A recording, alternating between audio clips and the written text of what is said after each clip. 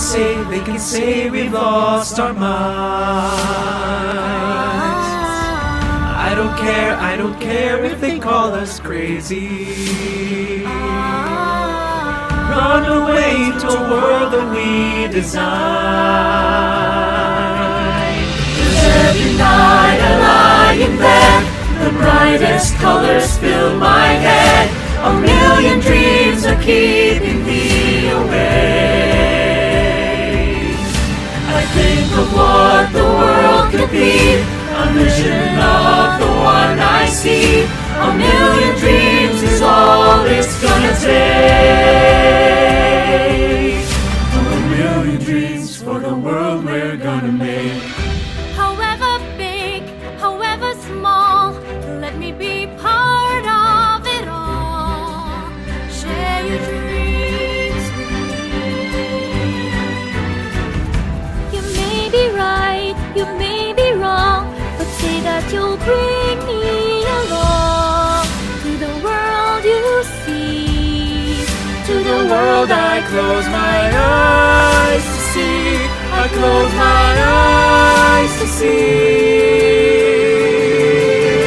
Every night I lie in bed, the brightest colors fill my head. A million dreams are keeping me awake. A million dreams, a million dreams. I think of what the world could be, a vision of the one I see. A million dreams is all it's gonna take.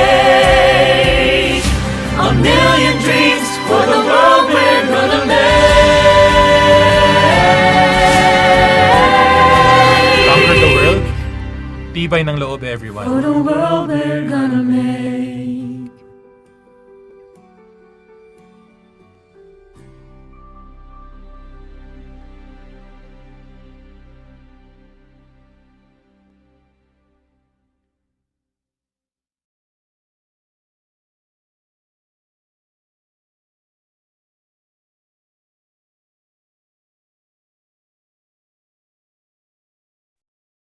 Hello, hello. Good evening, everyone. Good evening to my BBs here in the Zoom and to those watching in the portal. Merry Christmas, no? Malapit na ang Pasko and magandang gabi sa inyong lahat. I am Doc DK and I will be your host for tonight's Quizmaster and Refresher Lecture and also your introduction to your next subject. Alright, kamusta kayo muna mga Bs? Malapit na ang Pasko, di ba? Oo. Ano ba? This time last year, I was also studying just like you. O, di ba? Parang kailan lang. Isang taon na. And I know how you feel. You must feel na parang lahat nag-aaral. Ay, nag-celebrate tas kayo nag-aaral. Pero, ganun talaga mga B, no? May mga sacrifices talaga tayong gagawin sa buhay. Pero, it will all pay off. Diba? Makukuha nyo rin ang mga license after everything. Okay? After everything. Last year na pala yun? Oo nga. O sige mga B, I hope you are all ready and excited, no? To study and learn anatomy, di ba? Nakapag-aral ba this week? Hopefully, di ba? Ayan. So, before we start, okay. Sige, before we start, mag-pray muna tayo, ha? Okay, I hope you could join me in prayer. In the name of Father, Son, Holy Spirit, Amen. Lord, true source of light and wisdom, give me a keen sense of understanding, a retentive memory, and a capacity to grasp things correctly. Grant me the grace to be accurate in my expositions and the skill to express myself with thoroughness and clarity. Be with me at the start of my work, guide its progress, and bring it to completion. Grant this through Christ our Lord. Amen. Father, Son, Holy Spirit. Amen. Okay mga B, kamusta? Kamusta? Tapos na ang prayer. Okay ba kayo dyan? Diba?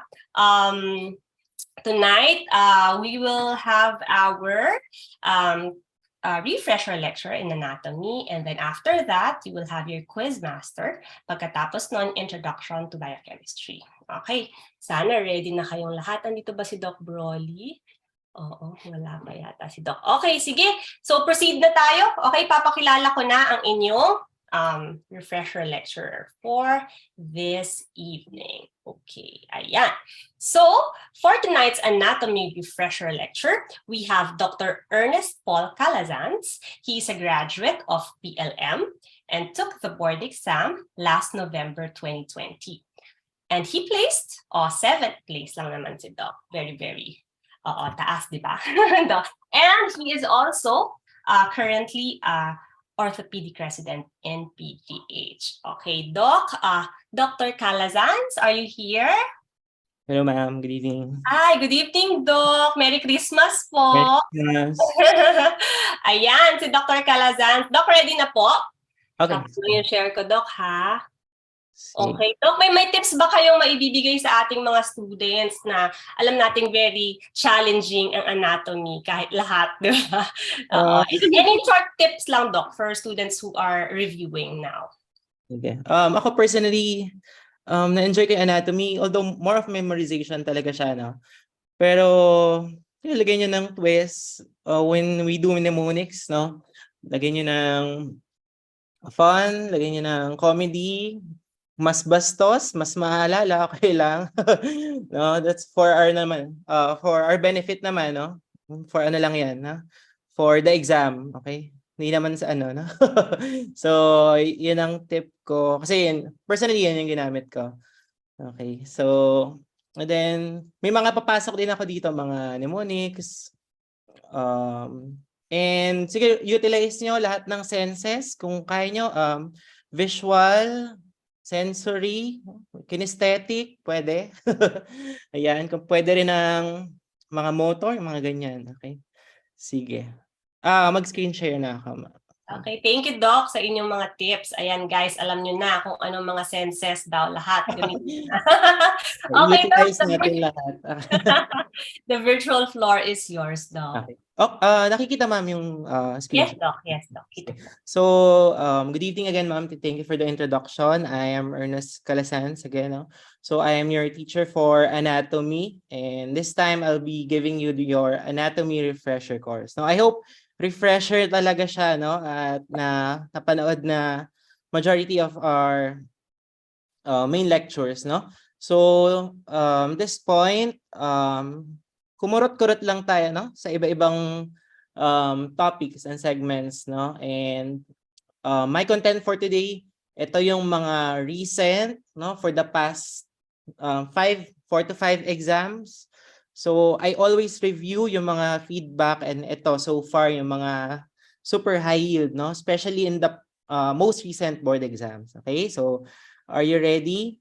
Okay, so for tonight, since live tayo, may utilize sana natin yung interaction. So the people here in the chat box, no, I have questions, so you can answer. You can type in the chat box, and pwede nyo ring i-direct message, no, makikita ko.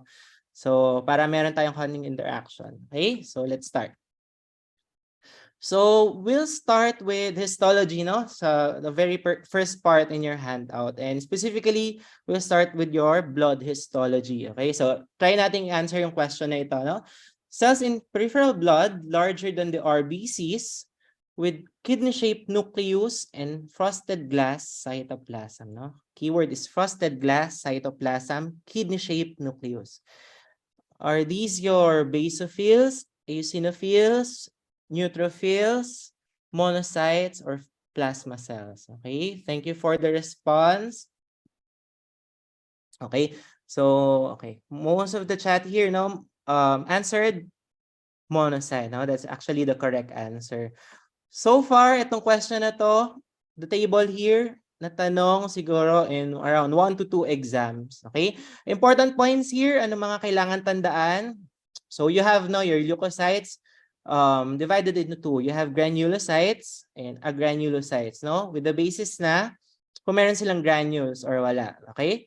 So your granulocytes, you have neutrophils, eosinophils, and basophils, okay? Characteristics, no? Your neutrophils, it's multi-lobe, no? Around 3 to 5 lobes, no? Ang kanilang nucleus, okay? In contrast to your eosinophils and basophils, both of them, they are bilobe. Okay? Bilobe. So, dalawang lobes. ang kanilang nucleus. Okay?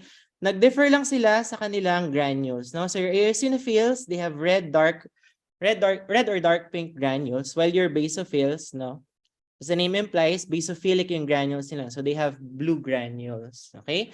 In contrast to your agranulocytes, so you have lymphocytes and monocytes. Okay? So your lymphocytes, characteristic nucleus, it's prominent, round, and basophilic. Okay? Prominent na up to the point that it can almost occupy the whole part of the cell. No? Very minimal ang cytoplasm. Okay? While your monocyte, no, the answer for our question, it has a kidney-shaped nucleus. Okay, at the same time, ito yung wala sa handout natin. It has a frosted glass cytoplasm. Okay, so far, okay, 1 point here is remember that the shape of your nucleus. Okay, second important point, okay, ito tinanong na, what is the order, okay, of your leukocytes from the most numerous to the least numerous? Okay. So most numerous, pinakamadami is your neutrophils, no? Neutrophils followed by the lymphocytes, followed by monocytes. Okay, next is eosinophils, and then basophils, no? In your handout, may mnemonic tayo. Never let monkeys eat bananas. Okay? Never let monkeys eat bananas. So that's the order. Neutrophils, lymphocytes, monocytes, eosinophils, basophils. Okay? So how do they look? Ito yung basophils. Again, it's bilobe with basophilic granules. Your eosinophils, it's bilobe as well. However, with eosinophilic granules. Your neutrophils, it's multi-lobe, no? Around 3 to 5 lobes. Okay, your monocyte is here, no? In our question, kidney-shaped nucleus with frosted glass cytoplasm. Okay, and lastly, your lymphocytes, okay, which has a small amount of surrounding cytoplasm. Okay, so yan ang mga important sa ating histology. Okay, so for neuroanatomy, so far, ang natatanong, no? Almost parang siguro the past 4 or 5 exams, mga around 4 exams, there is a question about your pituitary gland. Okay, so let's try to run down. Okay, your pituitary gland, no, is also known as your hypophysis cerebri. No, it's known to be your master endocrine gland, pea-size in shape. Okay, and ayan, highlighted in red, no? The weight of the pituitary gland. Bakit red yan, no? Natanong na siya, ano ang weight ng pituitary gland? It's around 0.5 grams. Okay, so direct question, MPL1, what is the weight of your pituitary gland? No, 2019 exam, it's 0.5 grams. Okay, so converted, this is 0.018 ounces and the length is 4 to 12 millimeters. So pag tinanong mo ko, Doc, nagtatanong ba ng weight? Definitely yes, no? One question is about the pituitary. Look at your handout na lang din, no? Hindi ko na rin maalala. There was one question that asked about the weight of your pineal gland. Okay, I can't remember na, no? Basta tinanong siya. Okay, but your pituitary is 0.5 grams. Okay, it is a protrusion of the bottom of the hypothalamus at the base of the brain, and it is lodged and located in your pituitary fossa or your sella turcica, no? Which is part of your sphenoid bone. Okay, so this is your pituitary gland. Yeah, okay. So this is your hypothalamus. Okay, so the down growth will be your pituitary gland. Okay, so you have two divisions. Now you have anterior pituitary, you have posterior pituitary. Okay, which is described in this table. So your anterior pituitary, ang other name is adenohypophysis. Now it's easy to remember because anterior, letter A, adeno, letter A din, no? So anterior pituitary, it's adenohypophysis. Okay? In terms of origin, ayan, no? Lagyan mo ng star, lagyan mo ng highlight. Okay, natanong na. Okay? The origin of your anterior pituitary is it's coming from your hypophyseal pouch or your Ratkes pouch, okay, which is an upgrowth from the roof of primitive mouth. In contrast to your posterior pituitary, okay, ang other name is neurohypophysis. Okay, It originates from your neurohypophyseal bud, okay, which is a downgrowth from your forebrain, okay, coming from your diencephalon. Okay, so in terms of structure, your anterior pituitary is has a glandular epithelium. Okay, so by its structure, you would know. So kung marami siyang glands, no, it has a secretory function, no, so it would be part of your endocrine system. In contrast to your posterior pituitary, mostly it is consists of nervous tissue. Okay, so it's not actually a part of your endocrine system. It does not produce hormones. Okay, so parts of your anterior pituitary, you have pars distalis, which happens to be the largest part, okay, and in charge of the hormone production and secretion. You have the pars intermedia and pars tuberalis.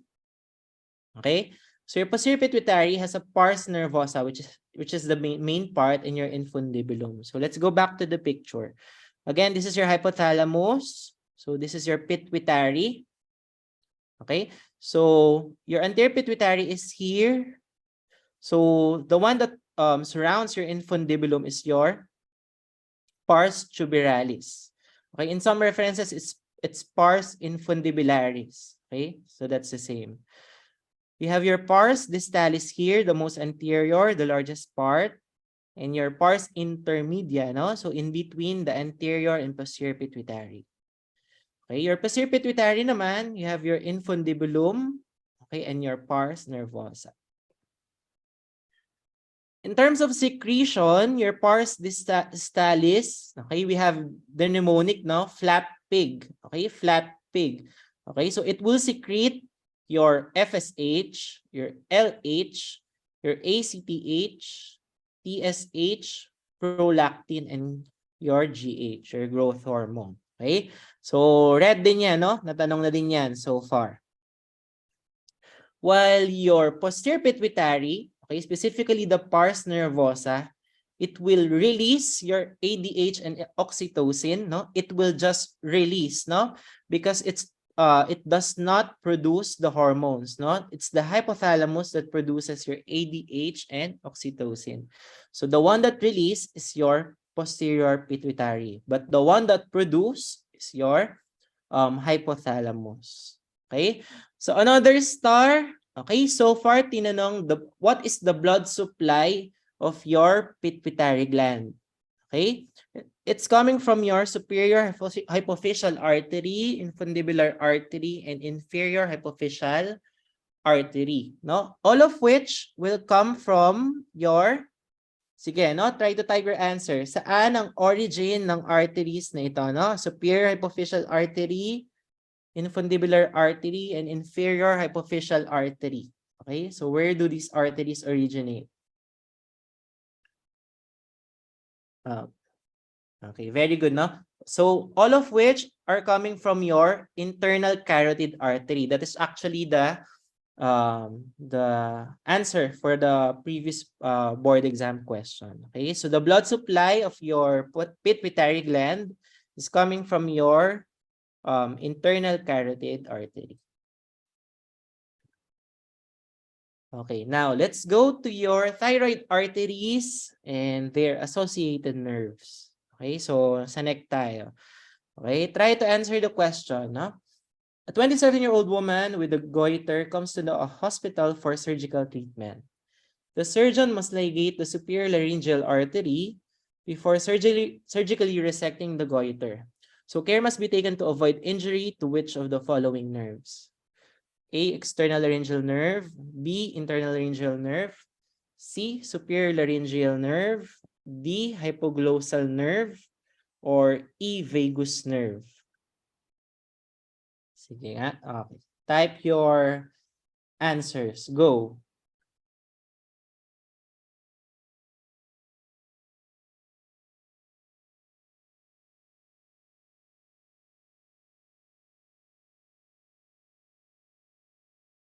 Sige, go. Anybody else? Anyone? Okay, so some answered C, some answered A, and majority answered letter B. Okay, May E, A, B, C, D, E. So lahat may sumagot, no? So the answer here is, okay, so basically, let's try to simplify the question, no? So pag niligate daw natin yung superior laryngeal artery, okay, kailangan natin siya ingatan kasi merong isang nerve na malapit sa kanya. Okay? To simplify, okay? So the answer here is, sino ba yung malapit sa kanya? It's actually your internal laryngeal nerve. Okay? So let's talk about the nerves of the larynx. Okay? So the larynx, you have two main nerves, your superior laryngeal nerve and your recurrent laryngeal nerve. In some references or in old textbooks, your recurrent laryngeal nerve is also known as your inferior laryngeal nerve. So basically, it's just superior and inferior laryngeal nerve. Okay? So in terms of function, okay, actually your superior laryngeal nerve has an external and internal branch. Okay? It has an internal and external branch. So your external branch is a motor, no? It's a motor nerve. Okay? It supplies your cricothyroid. So your cricothyroid, it functions to tense your vocal cords. Okay? Your cricothyroid, supplied by external laryngeal nerve, it functions to tense your vocal cords. Okay? Your internal branch naman, okay, it's a sensory nerve. So it will supply the sensation above the vocal cords. Okay? It will supply the sensation above the vocal cords. In contrast to your recurrent laryngeal nerve, in terms of motor function, okay, it will supply all laryngeal muscles except cricothyroid. No? Why? Because your cricothyroid is supplied by, again, your external branch of laryngeal nerve. In terms of sensory, your recurrent laryngeal nerve will supply the sensation below the vocal cords. Okay? So ito na, no? Your associated artery. Okay? Your external laryngeal nerve, okay? It is enclosed, okay? It is closely related, no, to your superior thyroid artery. Your internal laryngeal nerve, it's associated with superior laryngeal artery. Okay, while your recurrent laryngeal nerve, it's associated with inferior thyroid artery. Okay, so let's look at this, no? So, this is your, dito muna tayo, sa recurrent laryngeal nerve, no? So, this is your recurrent laryngeal nerve. Okay, ayan. Okay, kaya siya recurrent from here, bababa siya, and then aakyat pa siya. Kaya naging recurrent. So, recurrent laryngeal nerve, saan siya closely related? To this artery, no? This is your inferior thyroid artery. Ayan. So, care must be taken, no, when operating on this area. Next, no, your superior thyroid artery, okay? It's your superior laryngeal nerve muna, okay? Your superior laryngeal nerve, okay? It's closely related to your internal branch. This is your superior laryngeal nerve. You have your internal branch here. You have your external branch here. Okay? So your external branch, okay, ito, no? Sino yung katabi niya? This is your superior thyroid artery. Okay? So pag niligate mo ito, maaari mo matamaan si external laryngeal nerve. Okay? While in here, this is your internal laryngeal nerve. Okay? So this is not labeled, no? Pero this is your superior laryngeal artery. Okay? So associated artery ng internal laryngeal nerve, ng internal laryngeal nerve, pati ako nalito na, no? Is superior laryngeal artery. Okay? So, yan. Okay? So far, okay, meron tayong bagong question, no, about the laryngeal nerves, no? Ito, lumabas last year, no? Talking about your Simon's triangle. So your Simon's triangle, okay? So pag may triangle, again, no, nung sabi ko sa main lecture, lahat ng triangle may boundaries, okay? And lahat ng triangle sa body may contents. Okay? So your Simon's triangle is here, no? The red ones. Okay, it is bounded by the common carotid artery, okay, your esophagus, okay, which is supposed to be here, and your inferior thyroid artery. Okay, so what's the clinical significance of this triangle? No, it is used to identify the recurrent laryngeal nerve, no, during thyroid surgery, no. So as you can see, ito yung recurrent laryngeal nerve. So nagko-cross siya along this triangle.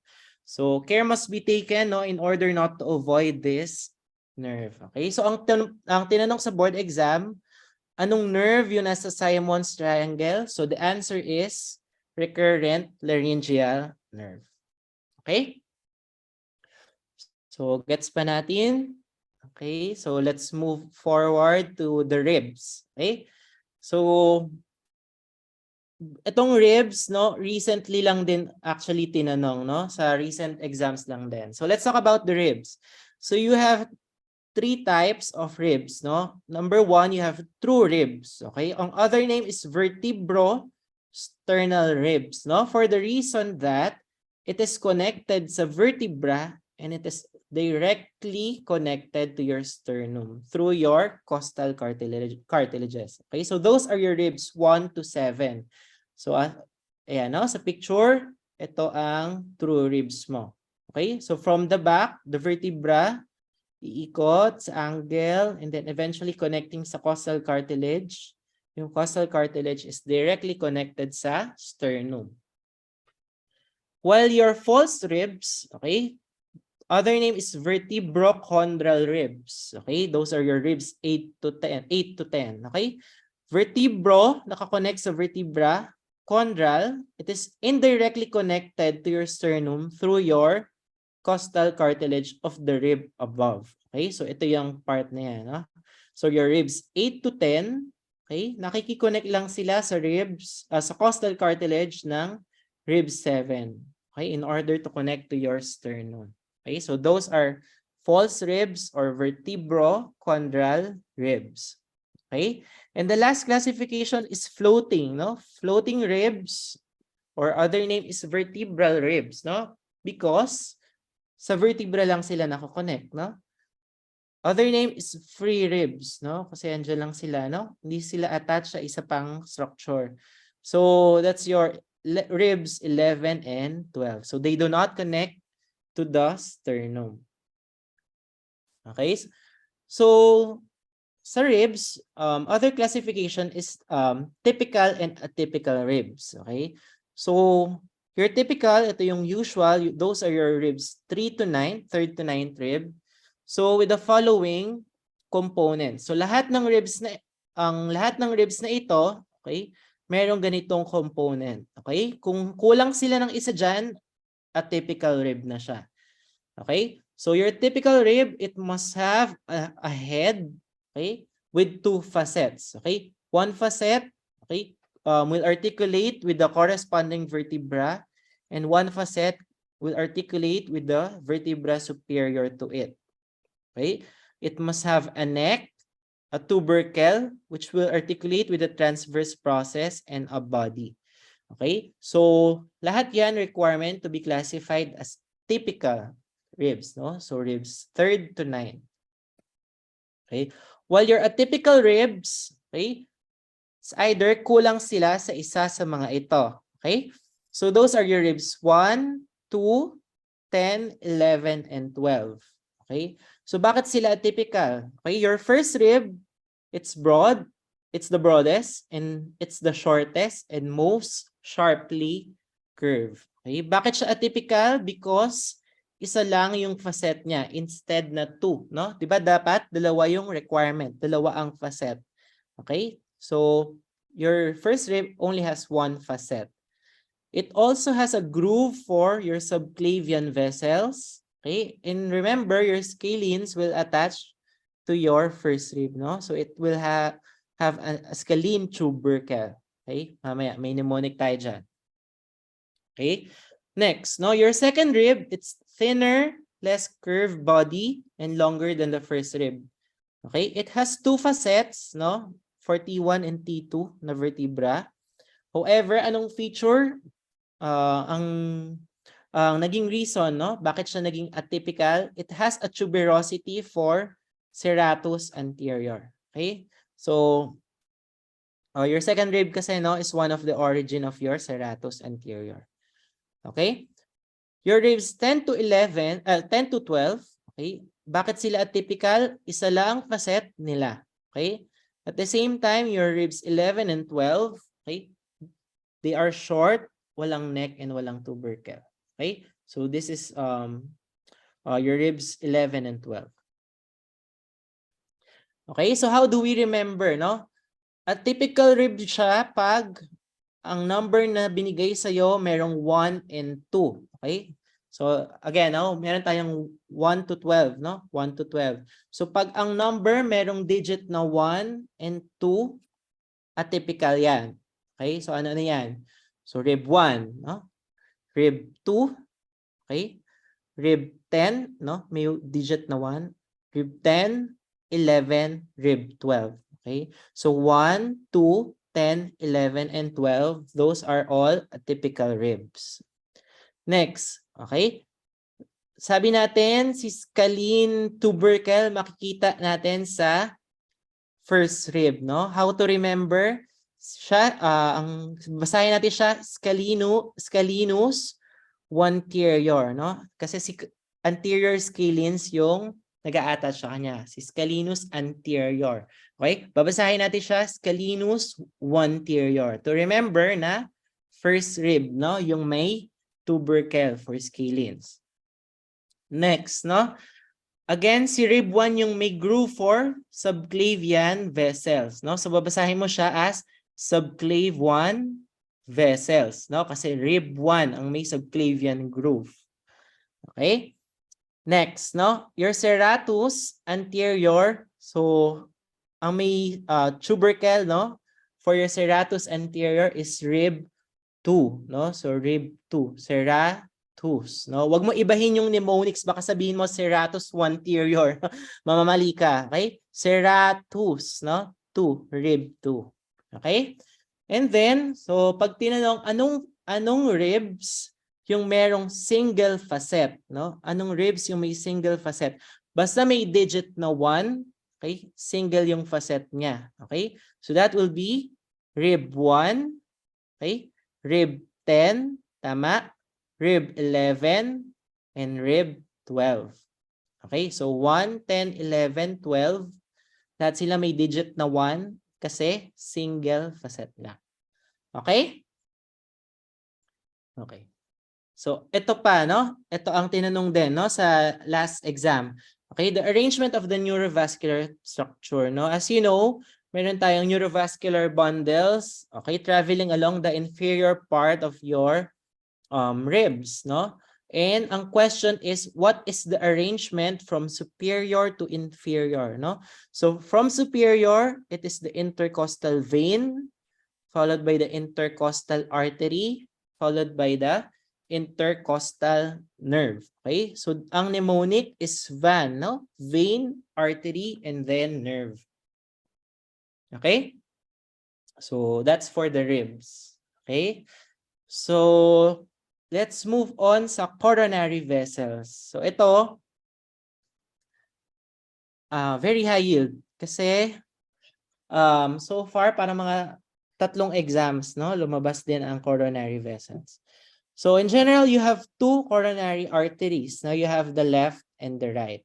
Okay? So let's start with your left coronary artery. In general, it will supply the left ventricle, the left atrium, okay, and your anterosuperior 2/3 of your IV septum. Okay? Branches, you have anterior interventricular artery, or your left anterior descending artery, which supplies the right ventricle, left ventricle, IV septum. Okay, and your circumflex artery, which supplies the posterior surface of the left ventricle. Okay, your circumflex, it has a branch pa din, no? Your left marginal to supply your left ventricle. And in some cases, no, around 40% of individuals, your SA nodal artery will come from your left coronary artery. While your right coronary artery, you have it will supply in general the right ventricle and right atrium. your IV septum, no? Inferior 1/3. Okay? Branches, it has an SA nodal artery which will supply the SA node. So majority of individuals, okay, yung SA nodal artery will come from your right coronary artery. Okay? That's a board exam question, no? So your SA nodal artery, saan siya manggagaling? Saan siya mag-originate? So it will come from your right coronary artery. Okay? So further branches, you have a right marginal which will supply your right ventricle. Your posterior interventricular, mamaya natin siya pag-usapan, but it will supply the right ventricle, your left ventricle, and IV septum, and your AV nodal artery. Okay? So far, ang most important is your SA nodal, no? Again, it's coming from your right coronary artery. Okay? Again, dalawang board exam, no? The two most recent board exam, tinanong ang major coronary veins and their accompanying arteries.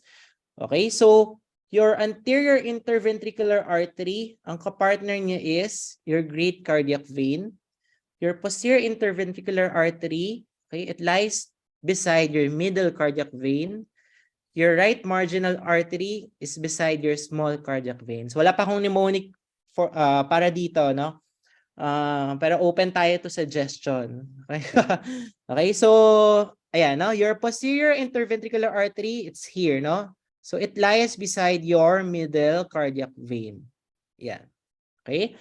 Next, ito. Okay? Your small cardiac vein naman, okay? Small cardiac vein. So it lies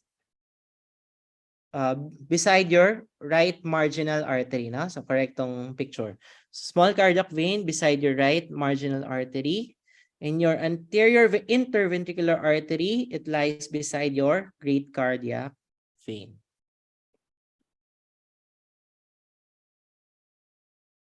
Okay. So ito naman tinanong ng board exam namin. Okay, so that's medyo matanda na, no? 2020, November. So true about the variations in the coronary arteries. Okay, true about the variations in the coronary arteries. Okay, try to answer the question again. Okay, so right dominance is present in most individuals, no? Around 90%. Or left dominance is present in most individuals. Letter C, variations in the blood supply to the heart do occur. And the most common variations affect the blood supply to the diaphragmatic surface of both ventricles. Okay, and letter D, in left dominance, the posterior interventricular artery is a large branch of your right coronary artery. Okay, sige, 5 seconds to answer the question. Sige, you can type in your answers.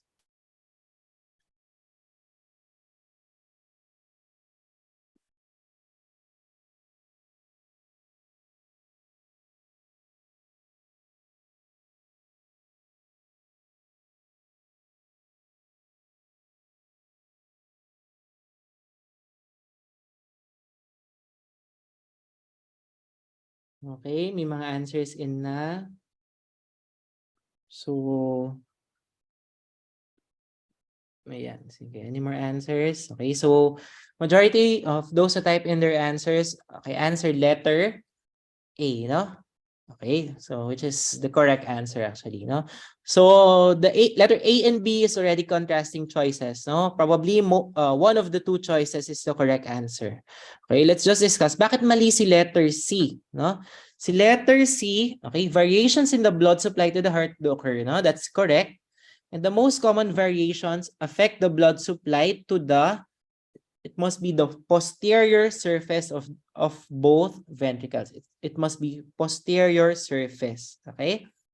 And letter D, actually medyo common sense. No? Kung left dominance, okay, dapat left coronary artery. No? So, mali na siya. Okay? So, the correct answer here, okay, mas common ang right dominance sa ating heart. Okay? So, ayan. So the variations in the coronary arteries, no? So yung dominance is determined, okay, by the origin of the posterior interventricular or your posterior descending artery. Okay? Actually magkaiba yung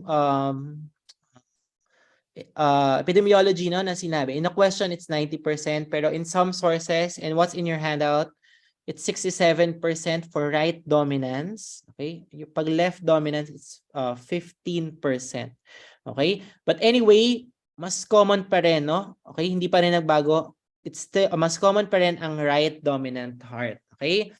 Pag right dominance, okay, your posterior interventricular artery, okay, will be coming from your right coronary artery. Okay? Pag left dominance, okay, the posterior interventricular artery will come from the circumflex branch of your left coronary artery. Again, mas common ang right dominant heart. Okay? Okay, so let's move on papuntang lungs. Okay? So, dito, ang tinanong last year is differentiation between the right and the left lung. So, ito na yun, no? So, let's differentiate the right and left lung. In terms of weight, okay, numerical 445 grams, okay, ang right lung, okay, so it's heavier as compared to your left lung, okay, 445 versus 395 sa left lung, okay, your right lung is larger, okay, it is also heavier, okay, for the reason that mas marami siyang lobes, no, kaya it's larger and heavier. Okay, it also happens to be shorter and wider, okay, as compared to your left lung. Okay, so punta muna tayo sa picture, no?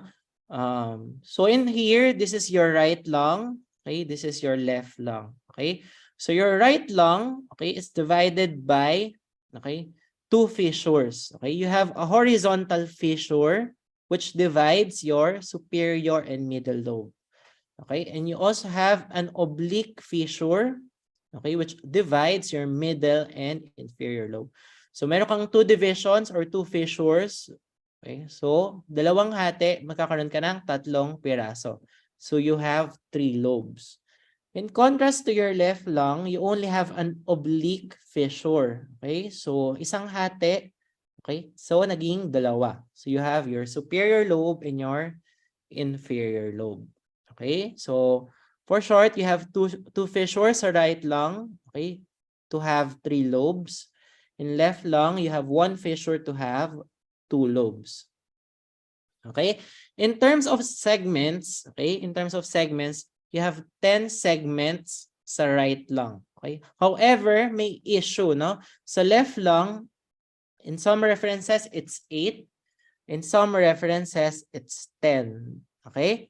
So, mamaya natin discuss, okay? And your right lung, okay, will have grooves for your SVC, okay, arch of azygos vein, and your esophagus, okay? While your left lung, okay, will have grooves for your aortic arch, descending aorta, and your left subclavian artery. Okay? So, ito, BRS question, lumabas din sa board exam, no? Nagkaroon daw siya ng tumor sa right lung. Okay, which of the following vessels might be compressed? No, ang answer is your azygos vein, no? Kasi yung arch of azygos vein is around somewhere near the superior lobe of your right lung. Okay, so yun yung G's, no, ng question na yun. It's a BRS question, tinanong na din. Okay? So ito, no, yung issue, no, about the bronchopulmonary segments. Okay? Dito yung left, dito yung right. Okay? So your right lung, okay, again, it has 3 lobes, okay? And further subdivided into a bronchopulmonary segments. Okay? So your superior lobe, it has an apical, posterior, and anterior bronchopulmonary segments. Okay? While your middle lobe, again, your middle lobe can only be seen in your right lung. It has a lateral and a medial segment. Okay, so middle lobe has a lateral and a medial segment. While your inferior lobe has a superior segment, medial basal, anterior basal, lateral basal, and a posterior basal segment. No, ang mnemonic natin dyan is palms, no? So, posterior basal, anterior basal, lateral basal, medial basal, and superior. No, yung iba ang mnemonic is small p. No, superior, medial basal, anterior basal, lateral basal, posterior basal. So kung bilangin mo siya, lahat sila ay total ay 1, 2, 3, 4, 5, 6, 7, 8, 9, 10. No? So tama, right lobe has 10 bronchopulmonary segments. While your left lobe, okay, so ito yung issue, no? You have an apical posterior lobe, anterior, superior lingula, inferior lingula. Okay? So that's a total of 5. Okay? While your inferior lobe, you have a superior, anterior basal na dalawa. Okay? You have a lateral basal and a posterior basal. Okay? So that's a total of 10, no? Kasi dalawa yung apical posterior and dalawa yung anterior basal. However, no, sa ibang references, no, ang ginagawa nila, okay, you have an apico-posterior, you have an anterior segment, okay, and then you have lingula, okay, for the superior lobe, okay, while in your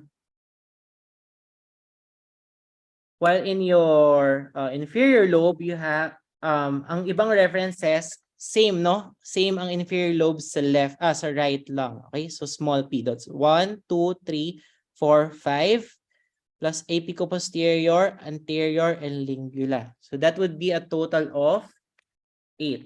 Okay? Nagets niyo ba yun? Okay?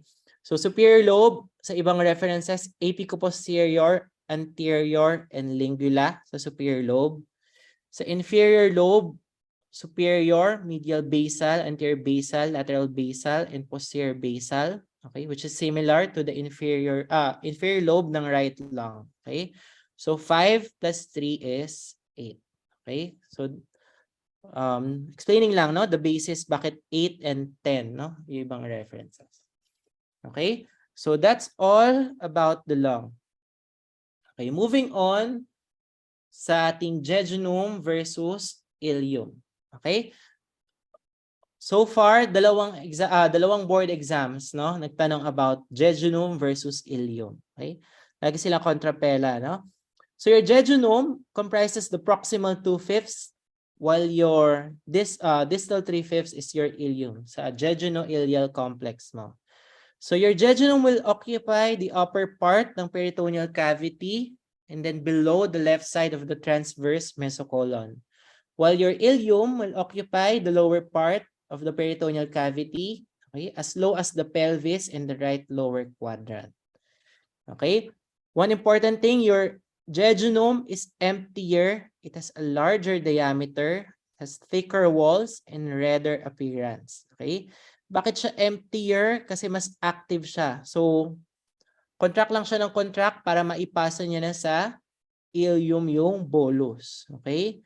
At the same time, it is redder, no? Because it has a better vascularity as compared to your ileum. Okay? So small intestines, meron tayong plicae circularis, no? Ito yung mga small mucosal folds. Okay? Sa jejunum, it's larger and taller and more numerous. It is also closely packed, no? As compared to your ileum, it is shorter and widely separated in the upper part, okay, and it actually absent siya sa lower part of your ileum. Okay, in between the your jejunum, okay, has translucent areas, no, called windows, no, which is located between the blood vessels of its mesentery. May makita natin later. No? So less prominent arterial arcades, but it has a longer vasa recta. Okay, that's your jejunum. Okay, while your ileum has more fat, okay, and it contains your Peyer's patches. Okay, so look here, no? Sorry. So this is your jejunum sa upper part. This is your ileum sa lower part. Okay, starting with, ayan. So let's start with the arterial arcades. So ito yung arterial arcades mo. So as you see, no, sa jejunum, isang ikot lang siya. Okay? Your ileum, para siyang network, no? Para siyang web. Ito siya, ito. Okay? So ang daming anastomosis, no? Ng arterial arcades ng iyong ileum. Okay? Binaboy na yung drawing. Okay? Next, no? You look at the vasa recta. Yung vasa recta, yung vessels na nandito. Ayan, okay? So jejunum, it's longer. Tama? Okay? While sa ileum, it's shorter. Okay? Yeah. Okay? So sa gross appearance, no? As you see, sinong mas yellow? Okay? Sinong mas mataba, no? So mas mataba si ileum. Okay? And then look at the mucosal folds, no? Sinong mas maraming foldings, no? Ito, no? Mas maraming mucosal folds si jejunum. Okay? While your Peyer's patches, no, you can only see it in your ileum. Okay? So, ayan, no? Yung differences sa jejunum versus ileum. Okay? There is one board exam then, no, that talked about or that asked about your small intestine versus large intestine. Okay? Siguro you can take a picture of this slide. Ito, wala na to sa handout natin. Okay? So, externally, no? Externally, which is more mobile, okay? More mobile ang small intestine, okay? Except your duodenum. Okay, while your large intestines, okay, the ascending and descending parts of the colon, okay, is actually fixed. Okay, the one that has a mesentery is your small intestine, no? Except your duodenum, while your large intestine, okay, mostly it's retroperitoneal, okay, except for your transverse colon and your sigmoid colon. Okay, in terms of diameter, siguro wala namang makipag-away sa akin dito, no? Smaller diameter ang small intestine. Tama ba? Okay? While larger diameter si large intestine. Okay? So walang issue dyan. Okay? Okay? Next. Your large intestines, no, yung longitudinal layer, okay? Longitudinal layer will form 3 bands, okay? Which is what we know as your Tenye coli. Okay, so that's large intestine. You also have appendices, epiploaceae. So these are fatty tags you can see externally. Okay, and you can only see that in your large intestines. Okay, and lastly, sacculated walls, okay, or what we know as your hostra. Okay, or yung mga parang longganisa, no? Your longanization of the of the large intestine. Okay, so yung longganisa, okay, can only be seen in your large intestine. Okay? So, wala dito. Okay? Ayan. So, dito, makikita natin yung hostra. Okay? You can also see the tenye here, no? So, that's the longitudinal bands, no? 3 bands yan. Okay? That you only see in your large intestines. Okay? Yung fatty tags, ayan. So, nandito siya. Okay, that's your appendices, epiploaceae. Again, a feature of large intestines. Okay, and lastly, your hostra. Okay, or your sacculations. Okay, again, it's a feature of large intestines. Okay, internally, okay, your plicae circularis, okay, can only be seen at the in the small intestine. So, ito yung mucosal folds. Okay? Peyer's patches, okay, is a feature of small intestine, specifically your ileum. Okay? Ileum. Tama?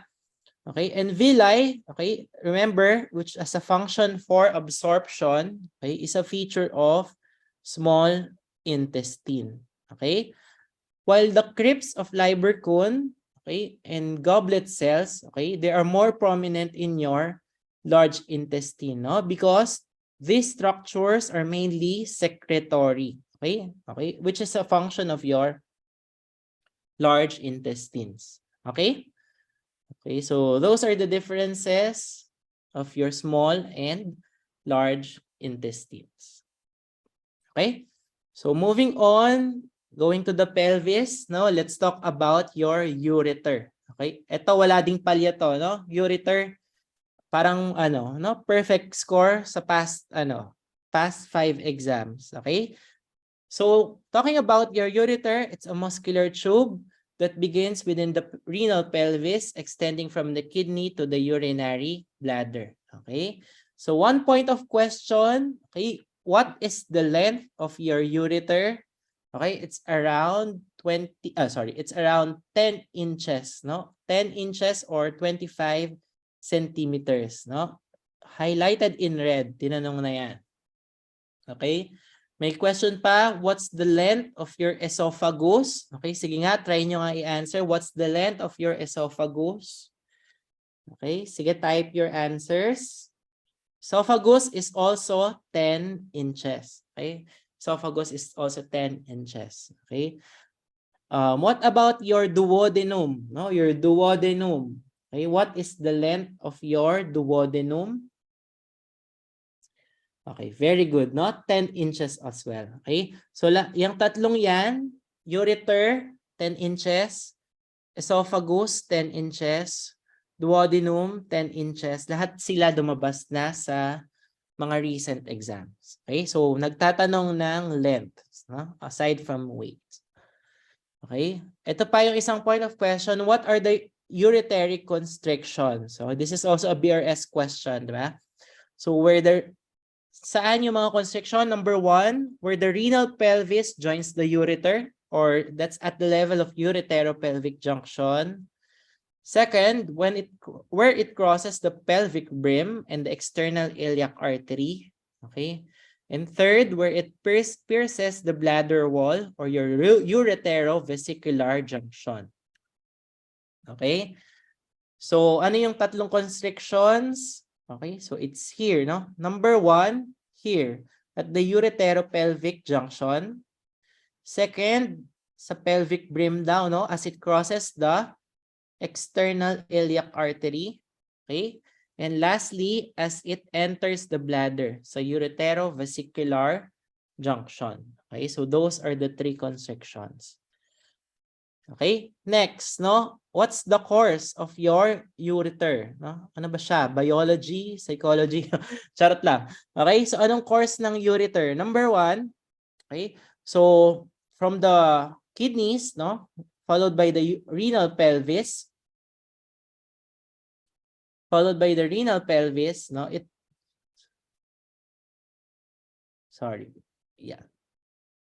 Okay, so it enters the pelvis as it crosses the bifurcation of the common iliac artery.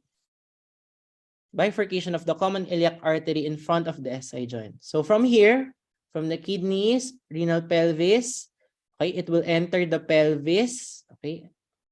So ito ang pelvic brim mo, imaginary. So pelvic brim, it will cross the bifurcation of the common iliac artery, no? So yung common iliac magiging external iliac and then magiging internal iliac. Okay? Eventually, it will run down, okay, on the lateral wall of the pelvis, and at the level of ischial spine, okay, papasok siya sa bladder wall. Okay? So that's at the level of your ischial spine. Okay? So next. So near its termination, it is crossed by the vas deferens, no? And the ureter passes obliquely through the wall of the bladder about 0.75 inches before opening into the bladder. Okay, so for short, okay, before it enters the bladder, okay, mag-cross sila ng vas deferens. Okay, that's actually a board exam question again. So which structure crosses the ureter before it enters the bladder? So the answer is vas deferens. Okay? So of course in males, no? In males lang yan. Okay?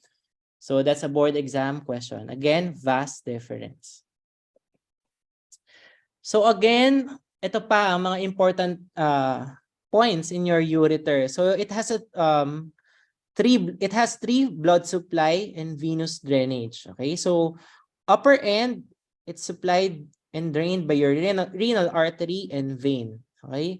The middle thirds, it's supplied by the gonadal artery and vein. while the lower end, it's supplied by the superior vesical artery and vein. Okay? So ano ang tinanong?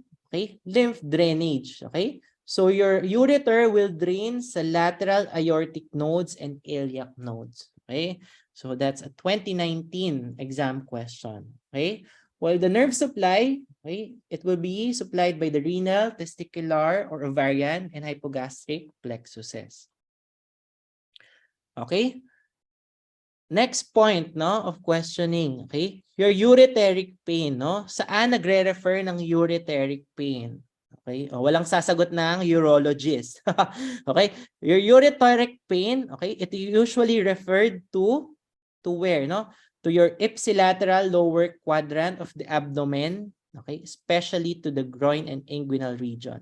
Okay? So, diyan nagre-refer ang pain from your ureter. So lower quadrant, specifically the groin or inguinal region. Okay? So lahat yan, mga may star na yan, natanong na yan. Okay? And finally, no, let's talk about your extremities. Okay? Starting with this question. Okay? So the following muscles are classified as rotator cuff, except, okay, supraspinatus, infraspinatus, teres major, okay, teres minor. Ay, yeah, mabilis sumagot, ah. Okay? So, most answered letter C. Okay? Letter C. Okay? Which is, okay. Very good, no? The correct answers. Okay? So, itong question na to, lumabas talaga to, ha? Last exam. Okay? Same question, rotator cuff except, okay, ang mali is teres major. Okay? Because the one that belongs to rotator cuff is your teres minor. Okay? Minor, not major. Okay? So, ito siya, no? These are your rotator cuff and origin insertion, no? So, baka may magtanong, Doc, nagtatanong ba ng origin, insertion, nerve supply, action? Okay? Unfortunately, yes. Okay? Unfortunately, yes. Okay? So, hindi ko alam. No? Personally, ako hindi ko memorize din lahat. Pero, at least familiarize sa mga... That's my point, no? That's my point na nilagay ko yung ibang tables in your handout. Okay? At least be familiar with the origin insertion. Okay? And so far, again, yung tinanong, sa mga muscles of the shoulder is your rotator cuff, no?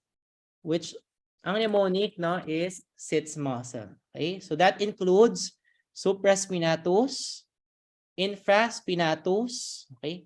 Teres minor, okay? Teres minor and subscapularis. Okay. Next, no? Anong pwedeng itanong dyan? Okay, your rotator cuff has a common insertion, no, which is your greater tuberosity, no? So all of your rotator cuff will insert at the greater tuberosity except, okay, except your subscapularis, no? Because it will insert in your lesser tuberosity of humerus. Okay? Next, no? Your supraspinatus, its action, it can abduct the arm. At the same time, additional, it can externally rotate the shoulder. Okay? So another question, no? Recent lang din, recent exam, no? Question about the shoulder. A blah blah blah year old patient, okay, has difficulty during initial 15 degrees of abduction. Okay? Patient who has difficulty in initial 15 degrees of abduction. So which muscle is probably paralyzed or affected? So the answer is supraspinatus. Okay? That's very specific, ha? Your supraspinatus functions during the initial 15 degrees of abduction. Okay? So another possible question here. So all of your rotator cuff can externally rotate the shoulder except, no, except your subscapularis, no, because its action is medial rotation or internal rotation. Okay? Ano pang isang question dito, parang nasa BRS, no? Nagkaroon daw siya ng axillary nerve injury. Okay? Nagkaroon siya ng axillary nerve injury. So, meron daw siyang weakness ng teres minor. Okay? So, get pa? So, meron patient with axillary nerve injury, may weakness ng teres minor. So, ang question, sino pa daw yung mag-externally rotate ng shoulder? Okay? Sino pa yung pwedeng mag-external rotate ng shoulder? So, the answer is, okay, infraspinatus, no? Because its action is external rotation of the arm. And meron siyang ibang innervation. Okay? Sige. I hope na-gets natin. Okay, sige. Follow-up question, same concept, no? A 23-year-old male came in due to a motor vehicular accident. Okay, sustaining a neck injury affecting the transverse process of the cervical vertebrae. So which of the following muscle is affected? Okay, trapezius, rhomboids, serratus anterior, scalene, or levator scapulae. Sige nga, type in your answers.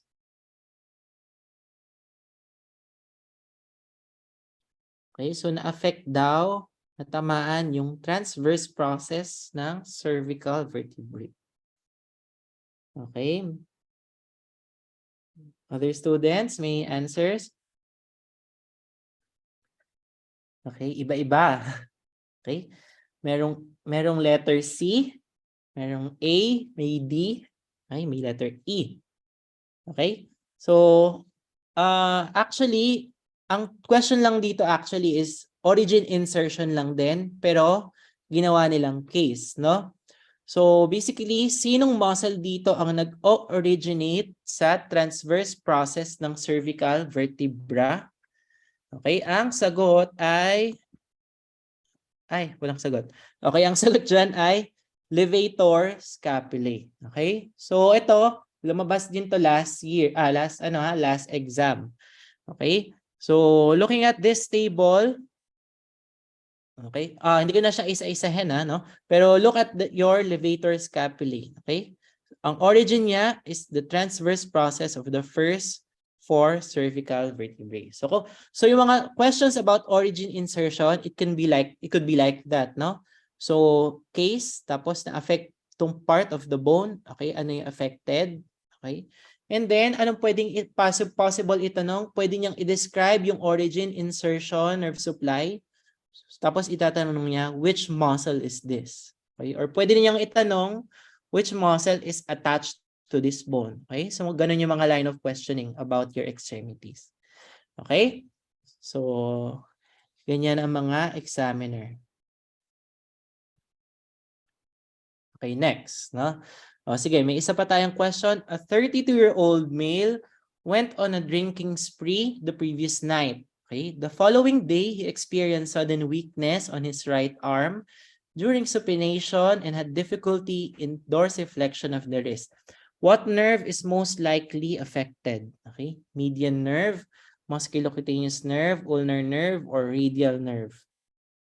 Okay, ayan, no? Mabibilis at maraming nakasagot. Okay, the answer here is letter hindi. Breakdown muna natin yung question, no?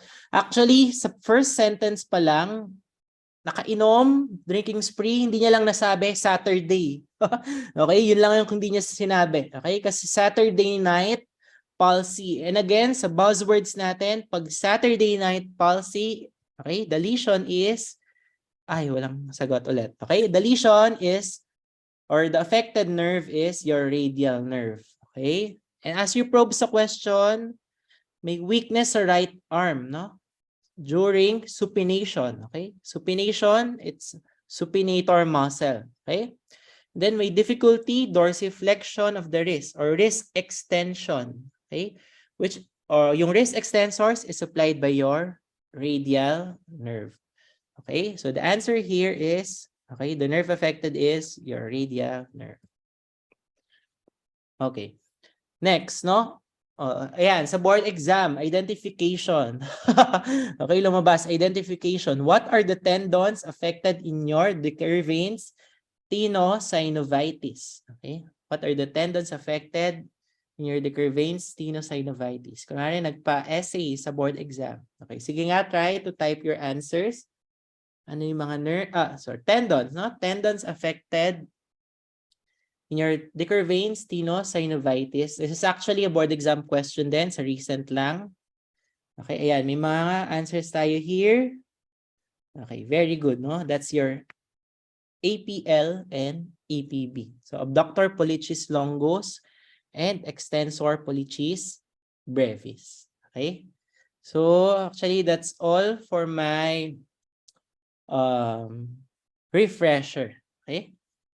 So, giving the floor again to Ma'am DK.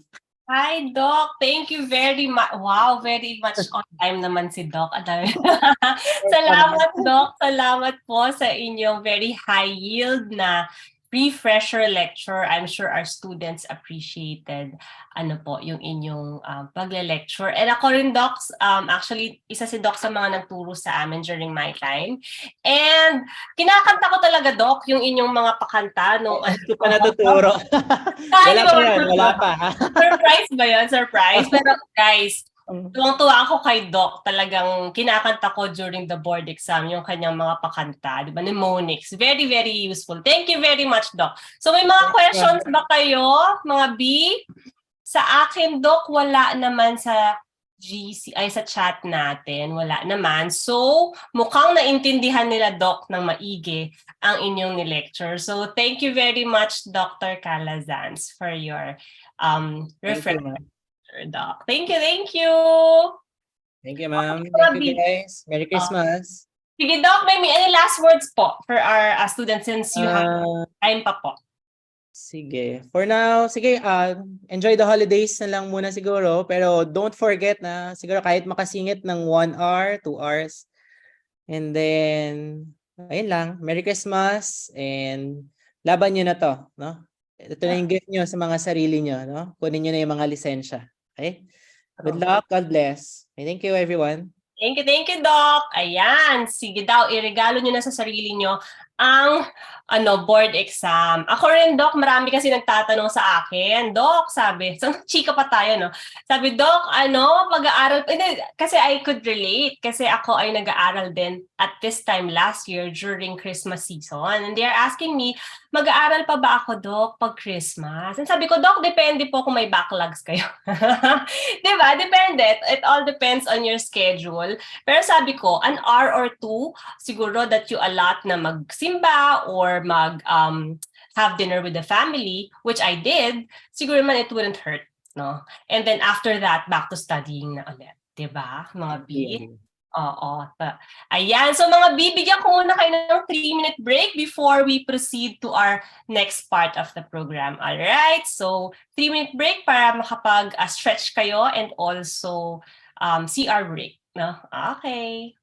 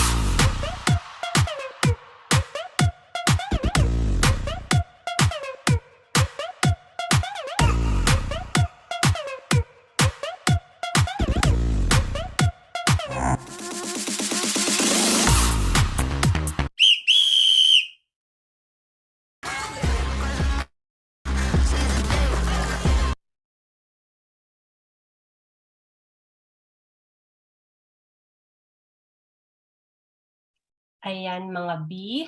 So, kamusta kayo while waiting for Dr. Vidal who will do the quiz masters? Ayan, chika-chika muna tayo mga B. Kamusta ba kayo? Naka-attend ba kayo ng ating, what you call this, Christmas special this morning? So, sa mga hindi naka-attend, alright, I'm sure your mother Gias already sent the video. Panoorin nyo, okay? Pinaghirapan ng top-notch team yan. Okay? And para naman ma-feel nyo yung Christmas spirit kahit na nag-aaral kayo, nagre-review. Kasi nung time ko rin, kwento na daw. Nung time ko rin, what did I do ba? Nakapag-ayos pa naman ako ng Christmas, nakapag-set up pa ako ng table, nakapag-ayos pa ako for Christmas dinner. However, talagang nag-aral ako prior, di ba? Nag-allot ako ng time, nag-double time ako just to be able to spend time with my family kasi I have kids already and I have a husband.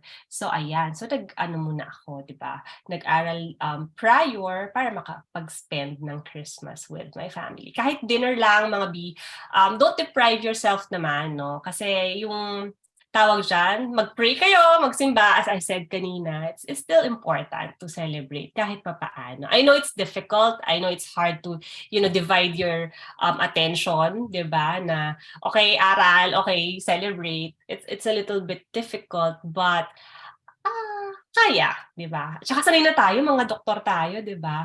Ano ang tawag dyan? Marami na tayo ring mga na-miss na mga Christmas ba and New Year during our clerkship and internship. So talagang alam mo yon. Ito ay last ilaban nyo na.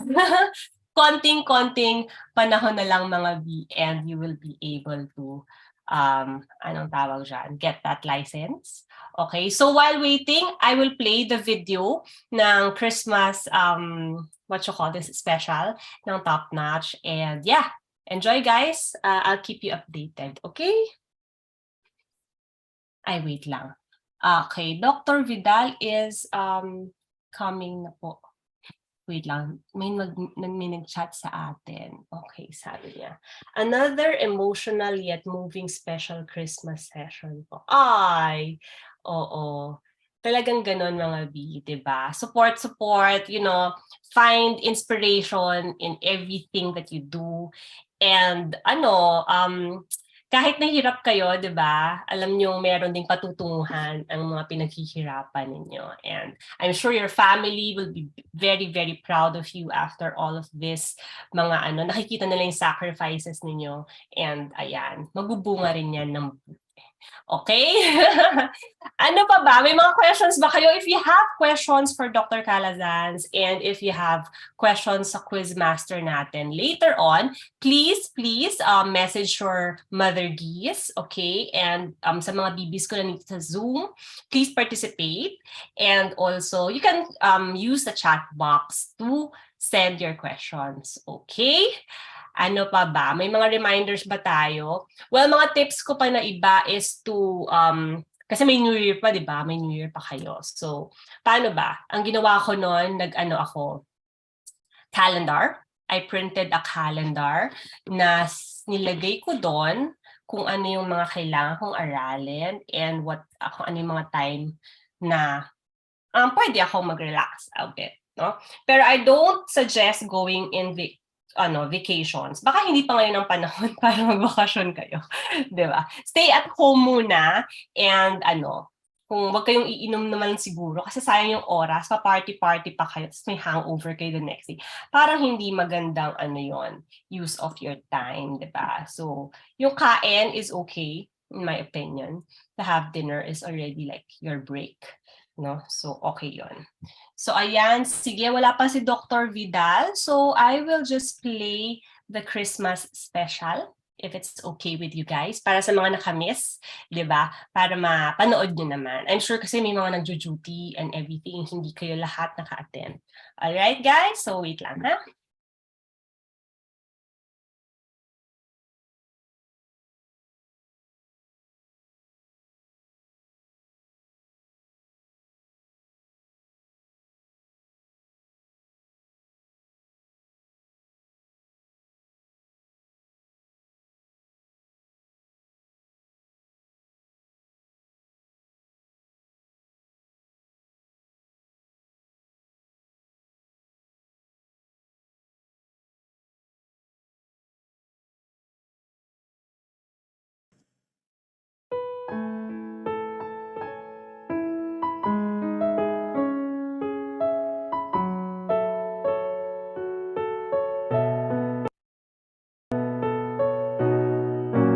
Isang dalaga'y maglilihim at ang lalaki ang sanggol.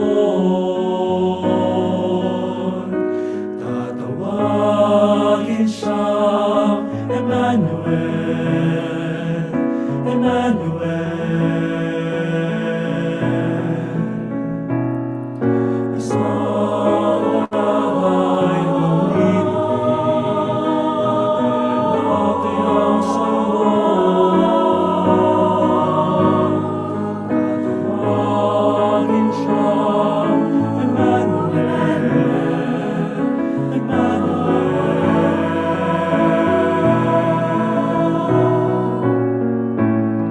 magalak isinilang ang pon, sasabsaban siya'y nakahimlay.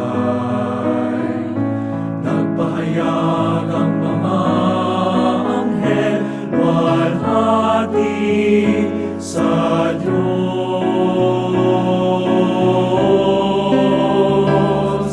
Isang dalaga'y maglilihim at ang lalaki ang sanggol. Siya'y nakahimlay.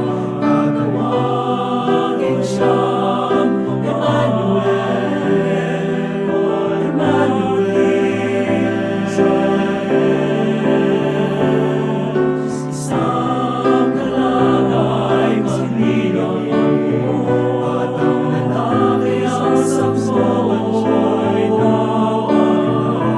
Tatawagin siyang Emmanuel, Emmanuel sa Diyos.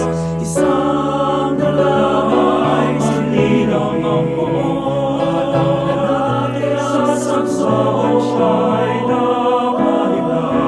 Tatawagin siyang Emmanuel, Emmanuel. Kahulugay nasa atin ang Diyos, nasa atin ang Diyos, nasa atin ang Diyos.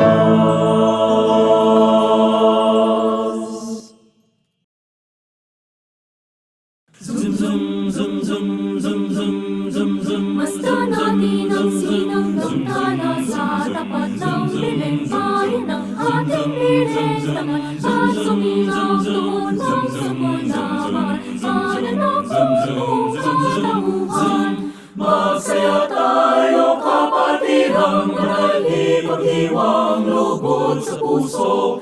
Si Jesus natin siyang tanging may kapal, lumuhod tayo sa harap niya. Lalala, lalala, lalala, lalala, lalala, lalala, lalala, lalala, lalala, lalala, lalala, lalala, lalala, lalala, lalala, lalala, lalala, lalala. Ang maganda nating binisan ay suot kahit na minsan, at ang gintong ikaw at singsing ay linisin bago gamitin. Papapapam, papapapam, Basta papapapam, natin papapapam, ang sinanggang tala sa tapat ng piling, bayan ng ating piling naman at sumigaw doon ang sabon naman. Mananap ang buong katauhan. Manapololo, manaponino, ang sadya po sana'y mamasko. Kung wala may salamat din po sa tatlong hari ng balik ko. Ding dong, ding dong, ding dong, ding dong, ding. Kung wala bang ganong natutunan, ngayon'y magsikap sa aralan. Kung wala bang ganong natutunan, ngayon'y magsikap sa aralan.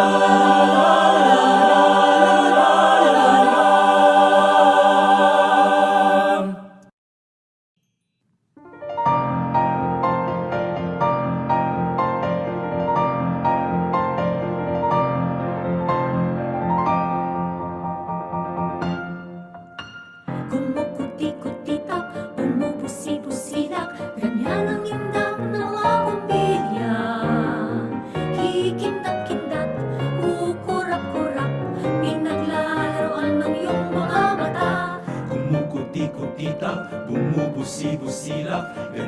ng kurap ng mga bituin. Tumitibok-tibok, sumisinok-sinok, koronahan ng palarang bituin. Iba't ibang palamuti ating isabit sa puno. Ubusan ng mga kulay, tambakan ng mga regalo.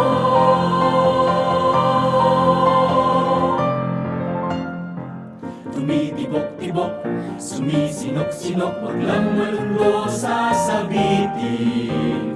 Pupulupot-lupot, paikot ng paikot, koronahan ng palarang bituin. Iba't ibang palamuti ating isabit sa puno.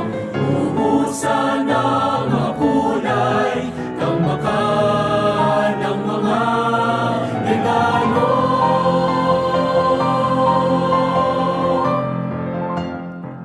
Tumitibok-tibok, sumisinok-sinok, wag lang malundo sasabitin. Pupulupot-lupot, paikot ng paikot, koronahan ng palarang bituin.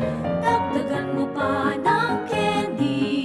Ribones, koses at guhitan, habang lalong dumarami, regalo mo'y dagdagan.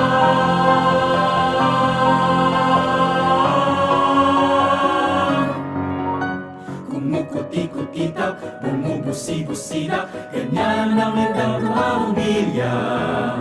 Kikindat-kindat, kukurap-kurap, pinaglalaroan ang iyong mga mata. Kumukuti-kutitap, bumubusi-busila, ganyan ang kurap ng mga bituin. Tumitibok-tibok, sumisinok-sinok, koronahan mo pa ng palarang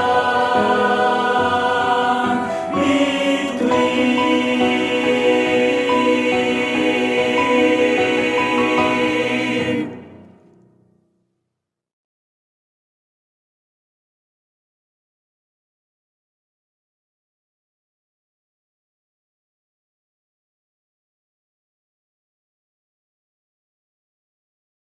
Ayan, na-feel nyo na ba ang Christmas? 'Di ba? Lamig-lamig ng panahon ngayon. Ewan ko, dito sa amin malamig.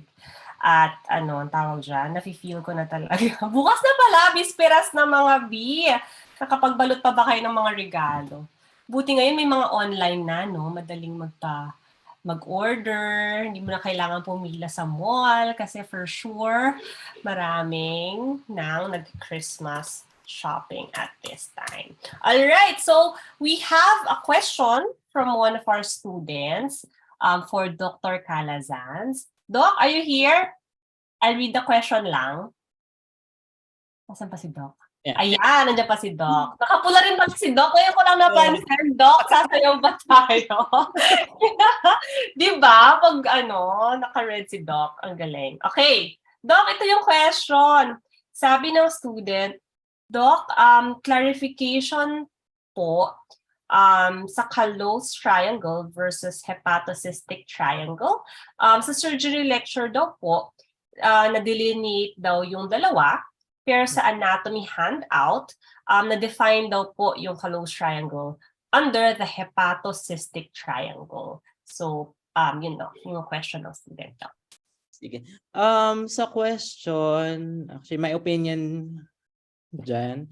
Kasi actually, anatomy and surgery, sa anatomy, mostly, we follow Snell, no? And yung Snell kasi is actually, most of the details are outdated. Pero sa kanya, sa anatomy textbook natin, triangle of Callot is just the same as hepatocystic triangle. Okay? Just for anatomy. Okay? Pero I know na, ayun nga, no, sa Schwartz ata yan nakuha yung, yung detail about that na hepatocystic triangle is different from the triangle of Callot. So, dito, ang advice ko is try to compartmentalize. So, pag sa anatomy siya tinanong, okay, pag anatomy yung exam, okay, triangle of Callot and hepatocystic triangle is the same. Okay?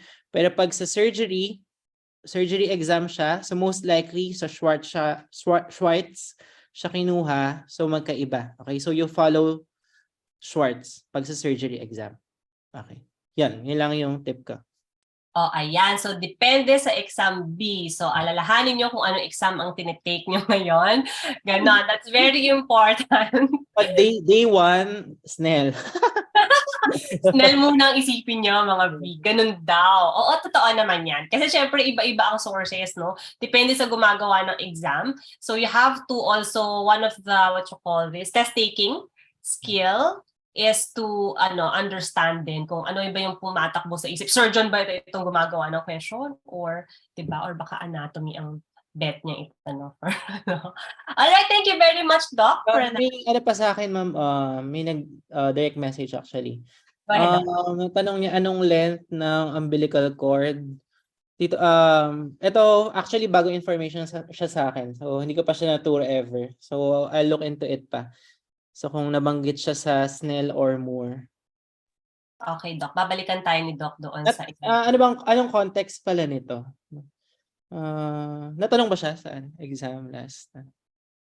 Yung length ng umbilical cord. Ayan, paki-PM si Doc habang nandiyan pa siya. I-PM nyo. Sige nang malaman. Oo, para masagot ni Doc ng maayos kung yung context, di ba? Ayan, sabi nga, alam eh. sabi ng student ko dito, just like yung OB and leg med, depende daw sa subject. Kasi kung sa OB tinanong, OB yung isasagot niya. Diba? Yes. Kung leg med, iba rin yung approach nila. Yes. So, iba-iba yan. Kaya tayo although, may mga crossover questions talaga no, sa board exam, so be ready for that as well. Pelvis na yung differences ng male and female, yan, hindi yan nag-iiba. So, sa OB, it's the same sa legal med. Okay? It's also the same sa anatomy. Yan, walang issue doon. Male versus female pelvis. Tapos, may another question here. Nalilito daw siya sa dermatome, saka vertebral level. Ganito, no? So, vertebral level, that's, paano ba sabihin? So, that's, yung structure na yon ay nasa level ng, pag hinati mo yung katawan, okay, nandun siya sa level. For example, your hyoid bone, okay, it's at the level of C3, okay? Pero yung dermatome, okay, that's a part of the skin innervated by a single nerve root. Okay? So, actually, magkaibang level siya. Okay? Usually, nalilito sa umbilicus. No? Umbilicus, it's at the level of L4, L5, no? IV disc. Pero T10 dermatome siya. Okay? So, magkaiba yung definition. Okay? Vertebral level is anatomic landmark. Okay, dermatome level is kung ano yung sensory, kung ano yung nerve root, no, na mostly nag-innervate on that part. Okay. Ayun, no, sinagot niya yung sa umbilical cord, balikan natin kasi daw yung context is sa Samplex ng Anatomy 2016. May practice MCQ tinanong daw yung length ng umbilical cord. Okay. Sige, hanapin natin 'yan. Pero so far hindi ko naabutan yung Samplex ng 2016 kaya hindi ko nabasa. So, hanapin natin yan. Sige. Okay, so balikan kayo ni Doc Calazan. Sabihin na lang yung sagot sa atin. Okay, ano pa ba? Nung time ko, tama, Doc, ang daming tinanong ng small and large intestine is forever, ever. Forevermore, may forever sa kanila. At ang mga so far mahilig sila sa mga versus. For example, thyroid versus parathyroid.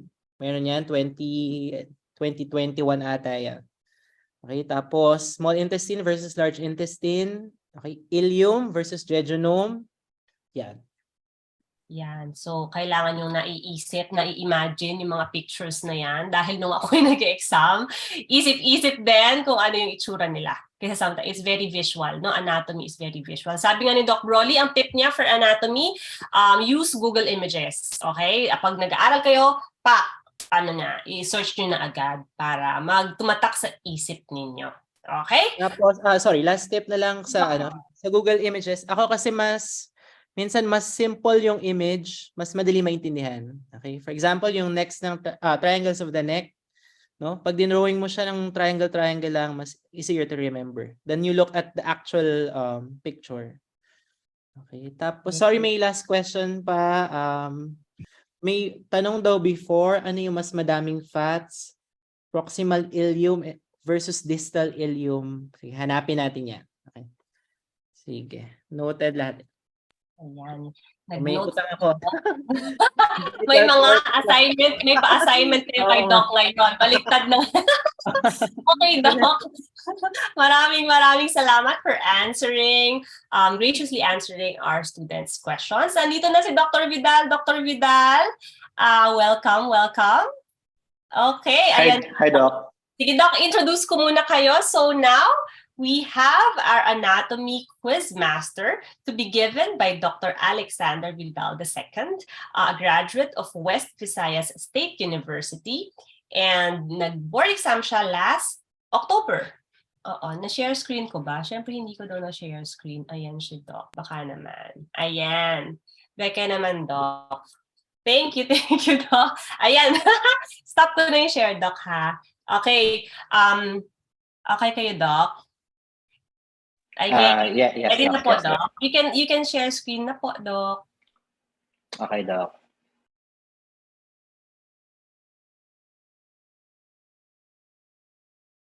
Please mag-participate kayo, ha? Kasi importante ito that you practice, as I always say, practice nyo yung thought process, no? Yung process ng pagsasagot ng mga questions as early as now because you will be answering an exam, no? The PLE is an exam. It's not a lecture. It is an exam. So you have to practice answering questions already as early as now para matrain kayo kung ano yung mga concepts, how to attack questions, and how to answer them, no? So yun ang importante na skill na matutunan nyo rin. Alright, Doc? Okay na po kayo? Ready na ba si Doc Vidal? Okay, participate kayo. Huwag kayong matakot na magkamali because it's better to get it wrong this time kesa sa board exam, diba? Okay na mag-ipon na kayo ng mga mali ngayon. Tandaan niyo yung mga mali nyo. Basta matuto kayo sa mga mistakes nyo. Ay, hugot. Sige, Doc. And then, hopefully, pag lumabas sa board exam, alam nyo na kung paano sasagutin. Kahit hindi exactly the same question, but yung concepts are there, you will get it for sure. Okay? All right, Doc Vidal, the floor is yours. Yes, Doc.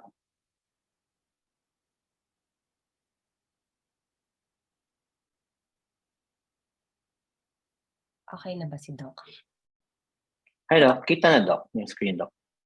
Parang wala pa, Doc. This one, Doc. Kita na? Hello, Doc. Not yet. Not yet, Doc. Oo. You share screen. Okay. Naka-allow Wait naman lang, Doc. Okay lang, Doc. Sige, Doc. Bigyan natin ng time si Doc Vidal.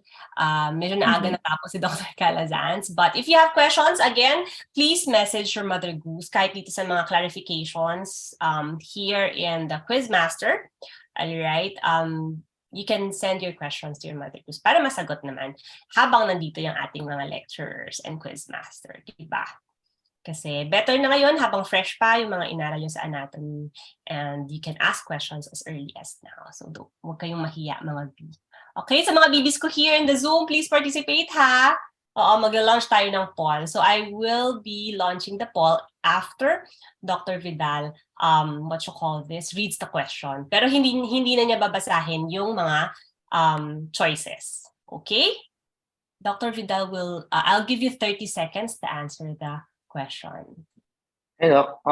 Kita na, Doc, yung screen, Doc. Yan, Doc. Right now, kita na, Doc. Ayan, Doc. Yan. Yes. All right. Okay. Can I start, Doc? Go, Doc. All right.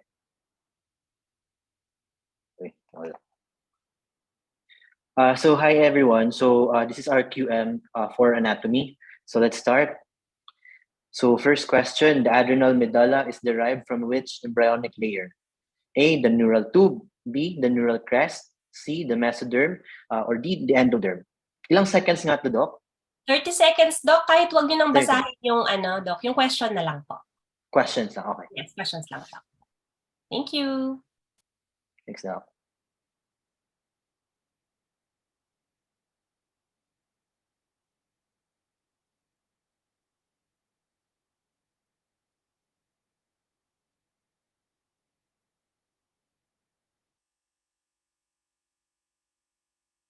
Poll is ended na po.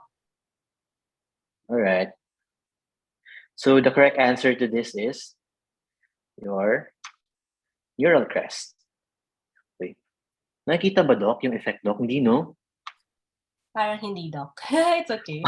Anyway, the correct answer to this is neural crest. Okay, so letter B. So I hope ilang naka-correct, Doc. Makikita ba, Doc? Ayan. So let me proceed na lang.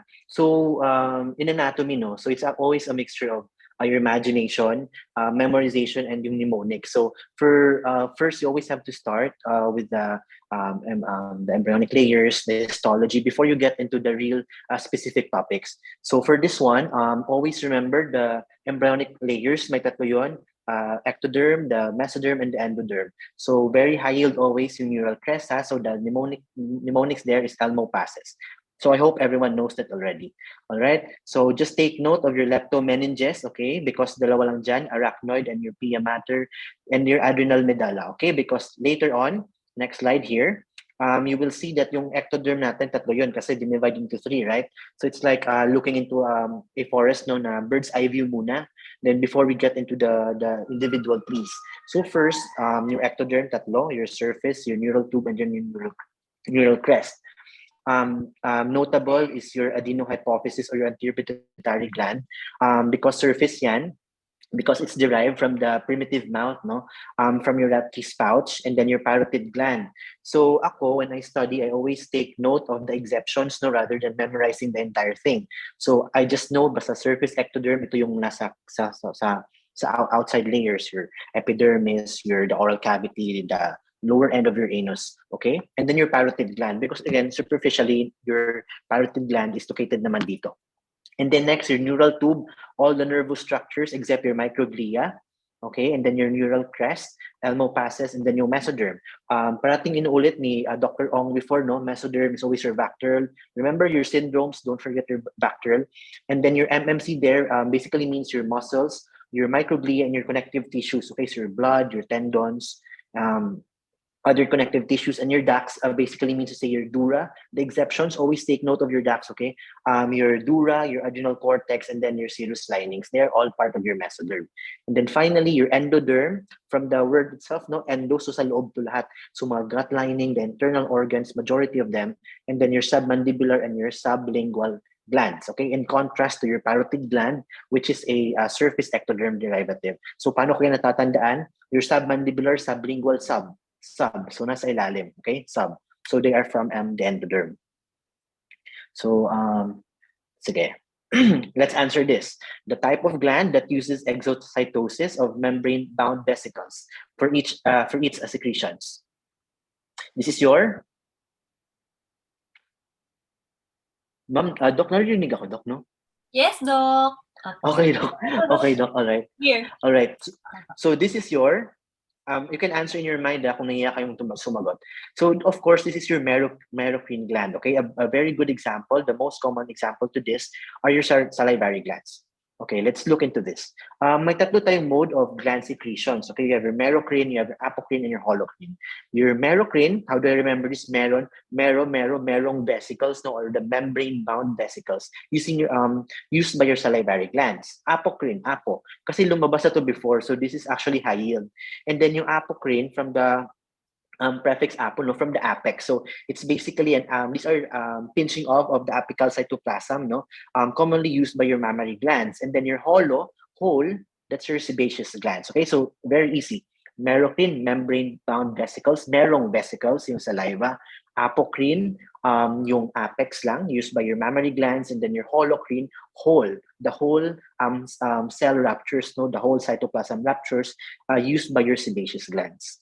All right, so just tell me if I'm too fast, ha? Basta these are the things that you should know, especially sa histology.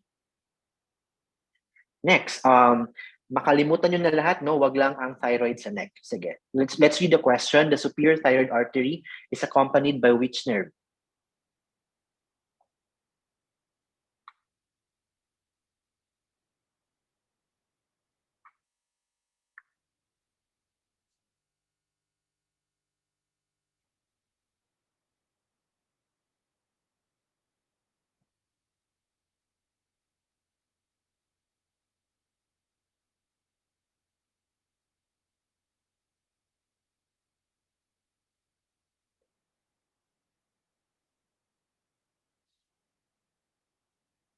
Call is ended na, Doc. All right. So a lot of you got the correct answer, no? So the correct answer is your external laryngeal nerve, guys. Okay. So let's letter A. So how do you memorize this? I know it's very tedious to memorize blood supply, especially sa thyroid, may adrenal pa, may kidneys pa. Just remember the blood supplies, okay? Because ano yan, nagpapalit sila, no, at each level. So you have to be very careful. So this helped me, no. Again, this is not meant to teach you profanity or whatsoever, but it helped me memorize, no. Very complicated mnemonics kasi ang anatomy kasi whether you like it or not, you have to rely on mnemonics talaga. It's hardcore memorization. It's 33% memorization, 33% understanding, no, of what you're memorizing, and then another 33% for the imagination. Okay, so you really have to look at pictures. So for this one, it's always artery, nerve, artery, nerve. Okay, artery, nerve, artery, nerve. That's your exercise. Okay, so again, it's the thyroid artery with the accompanying nerve. Okay, that's your superior thyroid with external laryngeal, inferior thyroid with recurrent laryngeal, and then your superior laryngeal with internal laryngeal nerve. Okay, so it's always artery, nerve, artery, nerve. Okay, that's my mnemonic there is exercise. All right, I hope you can just review this later ha, kasi nasa portal naman yan. If hindi nyo ma-take note yung mnemonics. Let's proceed to the next slide. So this one, the thyroid gland approximately weighs how many grams? Okay, so I do not want you to take for granted yung mga ganitong questions because in the past boards, no, dalawang beses na lumabas na may tinatanong na weight ng organ, okay? The pituitary and your pineal gland. So always note that your thyroid gland weighs approximately 20 grams. So I know inulit-ulit ito ni Dr. Doc Ernest no sa inyo. Always take note of the basic knowledge, no. Ang key point there is that if alam ng majority, dapat alam mo din, okay? Because this is the PLE. So dapat we go by the majority, okay? So the length, alam niyo na yung 10 dudes, make sure that you know that. Your 5 inches sa wrap, and then for the capacity, just take note of these organs. These are the high-yield organs, okay, that you should know. All right. These are all available in your handouts, in your main handout. I'm just reminding you that these are very high yield. This one. The trachea and the esophagus begin at what vertebral level?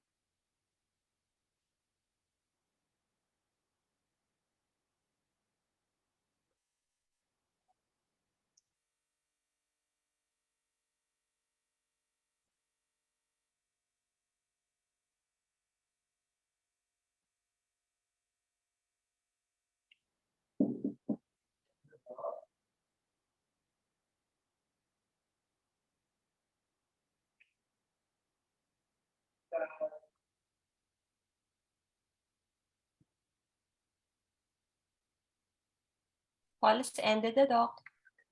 Okay, for this number, the correct answer is letter. Ayan, it's letter A. Okay, it's your C6. You have to remember this, okay? Lumabas ito before, and then we do not know because they love repeating questions, no, in anatomy. Here, nasa main handout nyo to, just check, okay? Make sure that you know your surface anatomy. Surface anatomy is the first thing, it's the first thing you study in anatomy, okay? You have to know where to locate, at what level, okay? Because again, it's all part of an imagination, no? Dapat alam mo kung saan yung area na to, anong level to, because it helps you localize the organ. All right, nasa main handout to, okay? Just check. Here, I want you to take note of this mnemonic, the bifurcations. It will make your life at least 20% easier, no, with anatomy. So always take note of C4, T4, and then L4, okay? So because your C4, that's a bifurcation by 4, cation for your common carotid, your T4 for your trachea, and then your L4 for your aorta, okay, to becoming your common iliac artery, okay? So your bifurcations. Always take note of this. All right.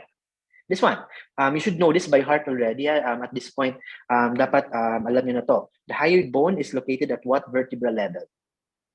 It's at it's at C3. Okay, it's C3. So how do you know? How do you memorize that? Again, it's very complicated sometimes.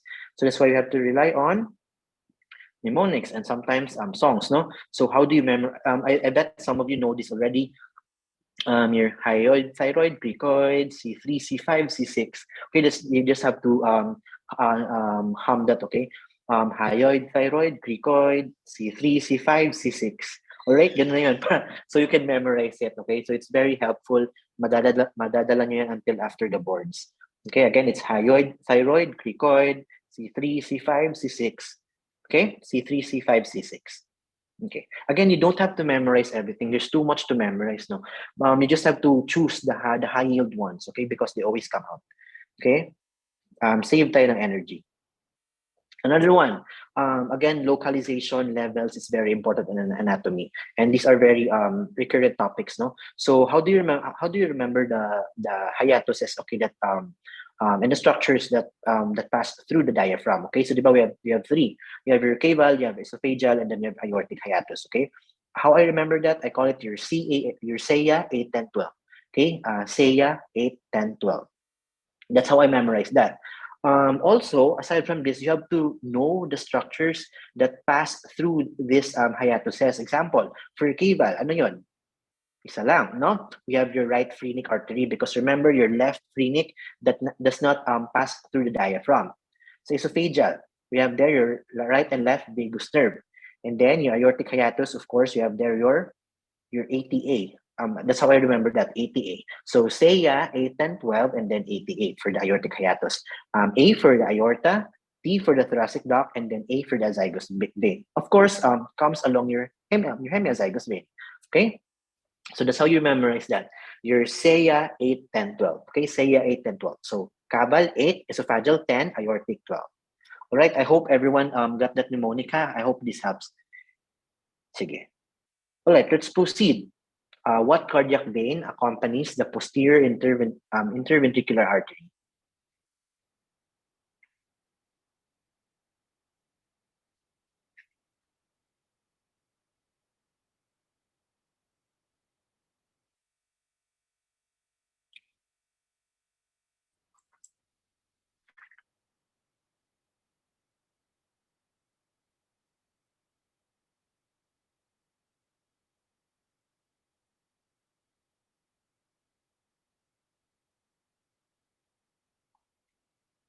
Pons ended na to.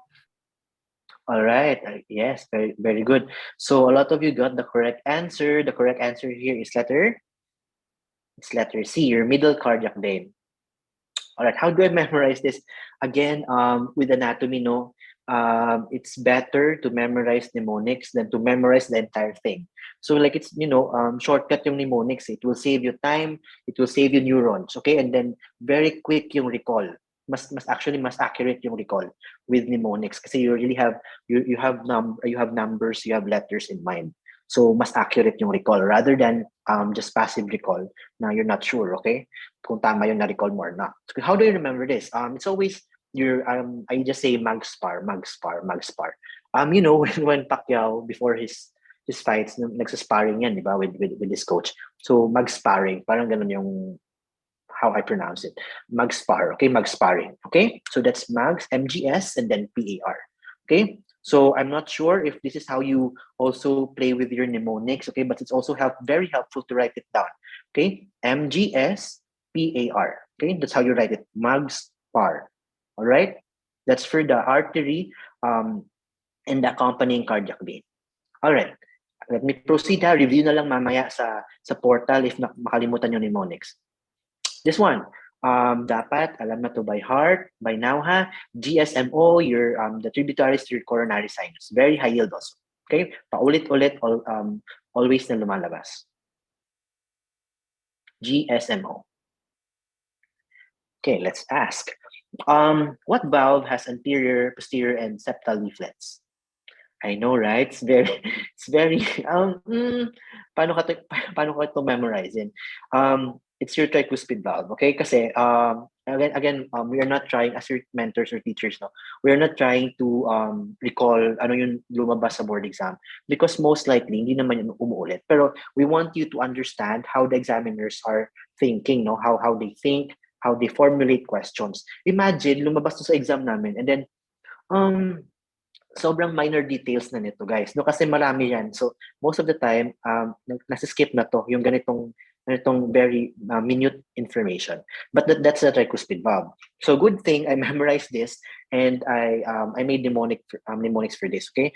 So, para yung best friends, yung apat na valves dyan sa heart natin, I call it your TAPS, BAP, PARL, and si Arlene, okay? They are four best friends. Si TAPS, si BAP, si Parl, and si Arlene, okay? So, ang lumabas sa amin, I think it was your tricuspid, okay? The one that I asked ago. And then yun. So, again, that's your TAPS, your BAP, your Parl, and Arlene. You also have to think, no, because you know that your bicuspid is the only one with two leaflets here, okay? So, it's bicuspid, anterior, posterior. So, out of the apat, siya lang yung may dalawang leaflets. The rest, tag-tatlo, okay? So that's your valve leaflets. So kahit ganitong information, no, we cannot really predict ano yung pwedeng lumabas. So it's as much as possible with anatomy, you have to cover everything. You have to cover the high-yield topics and then make mnemonics. That's how you save time. That's how you save neurons. That's how you get a good grade with anatomy. All right, another favorite. Which statement is incorrect about bronchopulmonary segments? You have 30 seconds.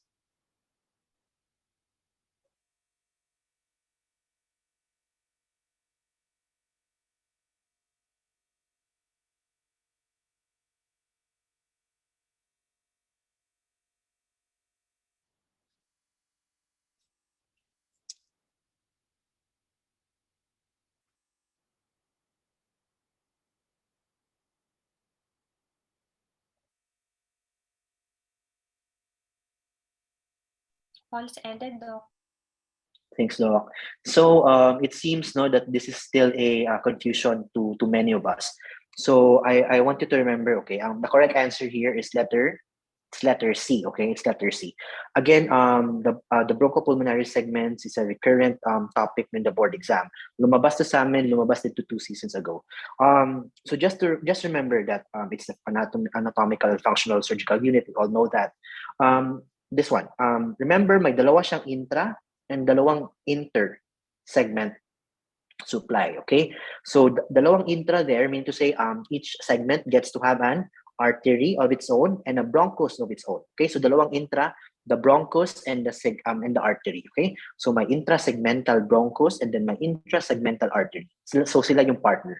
And then you have your inter supply, okay? So the intersegmental supply there would be your vein and then your connective tissue in between the segments, okay? So if try to imagine it, so sa per segment daw, per segment may isang bronchus doon, may isang artery.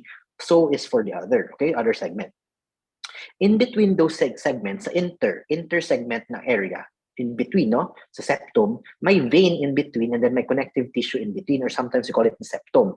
Okay, so that's ang trick kasi ng mga examiners dito. They tend to change your inter and intra. Okay, just know that may dalawang intra, may dalawang inter. Okay, so may dalawang yung artery and bronchus, they go together. The vein and the connective tissue, they go together. So they are inter. Okay, yung connective tissue in your pulmonary vein. Okay, that's your bronchopulmonary segments. This one. What structure arches over the root of the right lung before it empties into the SVC, or the superior vena cava? This is your, di ba? Mahirap i-answer to unless you've met the question before or unless you can imagine it. Okay, so this requires imagination, and the answer there is your azygous vein. Here, I want you to look at these pictures, no? These are your right and left lung. A view from the internal aspect. So always remember, no, surface anatomy is very important. With anatomy, you really have to look into pictures. No, tingnan niyo talaga yung pictures and then try to familiarize. For example, lumabas na din before. Ang question was the cardiac notch is located on which lobe of the lung, of which lobe ng left or right lung. So the answer there is your upper lobe of the left lung, here, with a cardiac impression on your left side, on your right side. Okay, so always also familiarize that your descending aorta is on the lower lobe of the left lung, and then on the right lung, here you can see the groove for the azygous vein. All right, on the top, the upper lobe of the right lung, and then the groove for the esophagus on the lower lobe of the right lung. Because again, your esophagus, no, in contrast to your trachea, is slightly positioned to the right. Okay, kaya nasa right lung siya. Okay, so yung ganitong mga questions, no, you have to, this takes imagination. Hindi mo to kayang i-memorize. You have to really put the picture in your mind and then recall it when the exam comes. All right, this one. Compression of which part of the pancreas most commonly causes obstructive jaundice? You have 30 seconds.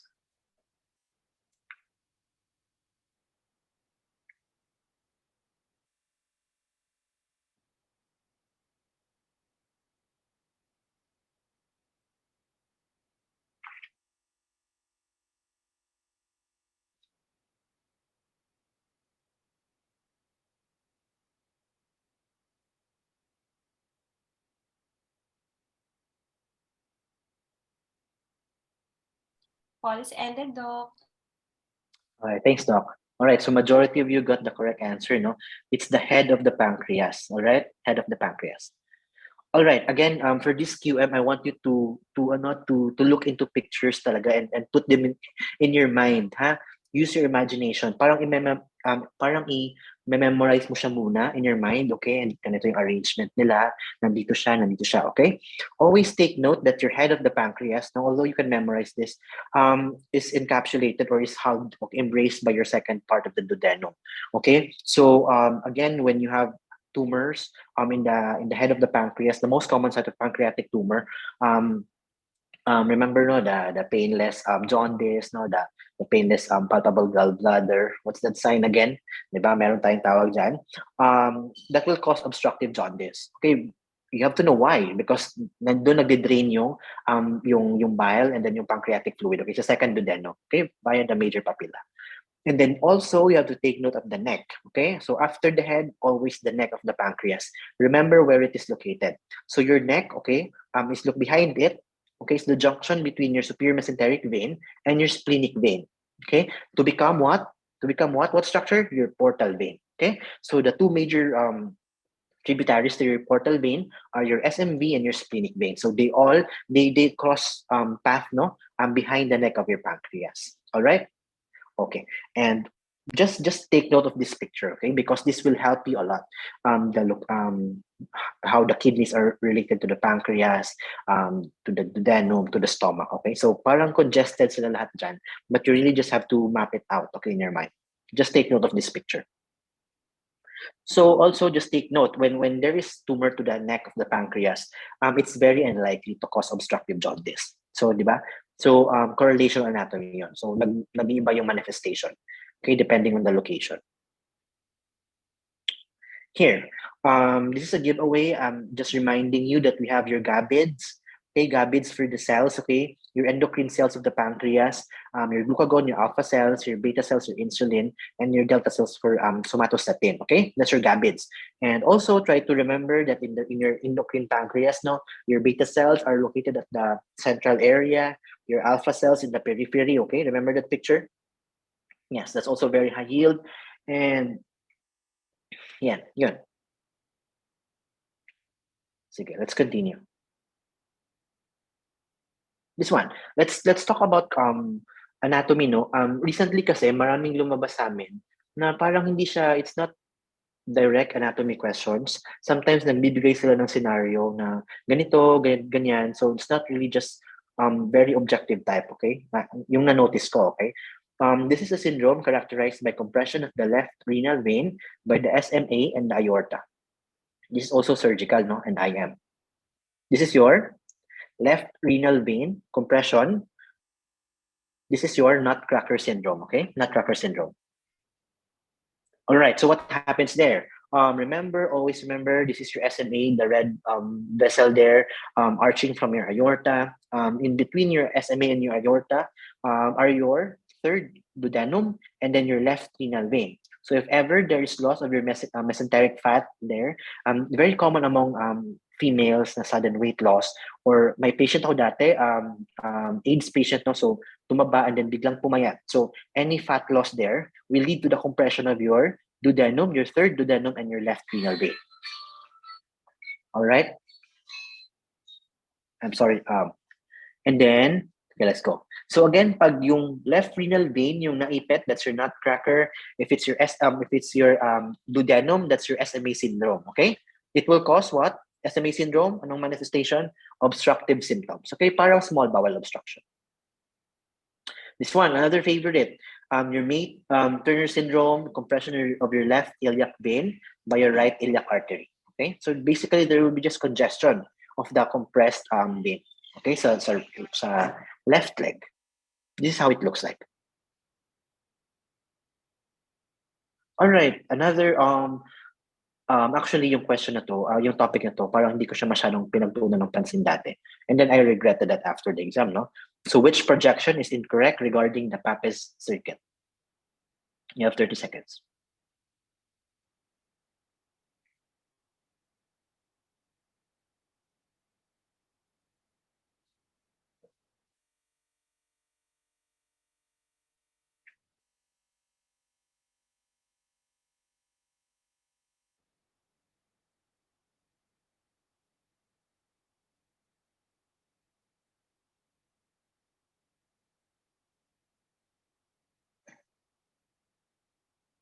Call is ended, Doc.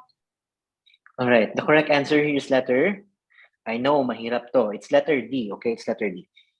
My regret during my review is that hindi memorize ko yung components, yung mammillary body, yung thalamus, yung cingulate, but I did not memorize yung sequence kasi I forgot it's a circuit. Okay? And then yung lumabas sa amin, pretty the same with that question. Ano yung pairing? Kasi this one, mammillary to your thalamus, then thalamus to your cingulate gyrus. Ganun yung question eh. So you really have to know the steps, no? It's Macy, okay? It's Macy. That's how I remember it. Macy, Papez, Macy, okay? From your mammillary down to your hippocampus, going back to your mammillary body, okay? That's your Papez circuit, okay? I know. You have to memorize this also. This one. Which lobe of the pituitary gland is an extension of the hypothalamus? Okay, so if you really love anatomy, you should know this question. The answer there is your neurohypophysis or your posterior lobe. Again, a quiet reminder, remember that your anterior pituitary is glandular in structure. It came from your Rathke's pouch. Remember what tumor arises from your Rathke's pouch? That's your craniopharyngioma. Remember the child with bitemporal hemianopsia, and then on MRI, there's calcification at the cella, no? So that's your craniopharyngioma arising from your Rathke's pouch. And then your posterior pituitary is basically just an extension of your diencephalon from your hypothalamus. Okay? So it's not a glandular structure, it's a nervous structure, your posterior pituitary. And then the parts. Yung tinanong sa amin, which part of the anterior pituitary is the main secretory organ. Parang ganon. So the answer there is your pars distalis. Okay? Your pars tuberalis actually parang siyang naka-enwrap sa infundibulum, okay, of the pituitary. Your pars nervosa is also the main secretory part ng posterior pituitary. Okay, just remember that. How do I remember that? Pars nervosa, so it's from the nervous tissue, and then it's from behind. Okay, so kasi di ba yung anterior pituitary mo, it's from the primitive mouth. Okay, yung origin niya from the Rathke's pouch, and then yung posterior pituitary from your nervous tissue, from your hypothalamus, from behind. Okay, so pars nervosa from behind. This one.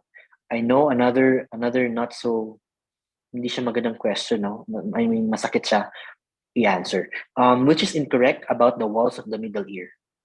You have 30 seconds.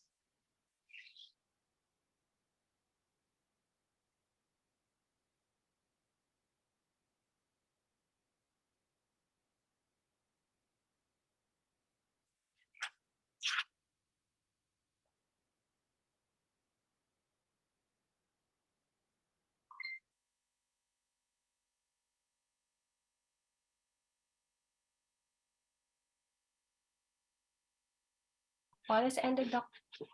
All right. So yeah, mahirap nga kasi a lot of us did not get the correct answer, no? The correct answer here is letter D. Okay, ito yung incorrect, the letter D. Let's check. Ayan. I'm sure hindi to first time na makikita nyo tong picture na to. It's very complicated, but it's if you think about it, it's just very simple. Ito yung view mo when you look into the ear, left ear, okay, of a person, left ear ng person. So just look straight into the ear, left ear of a person. Ito yung makita mo with the tympanic membrane removed. Okay, so this is the entire middle ear. So anterior border would be your tensor tympani, your eustachian tube. Okay, you can see it there, that tube and the tympani. Your posterior wall would be the adductus to your mastoid antrum. The medial wall would be the lateral wall of your inner ear, and then the lateral wall, which has been removed, okay, sa tympanic membrane. I hope you can imagine this, ha? So again, titingin ka lang sa left ear ng kasama mo dyan. Left ear ng kasama mo, ito yung makita mo. Remove the tympanic membrane, then you're in the middle ear.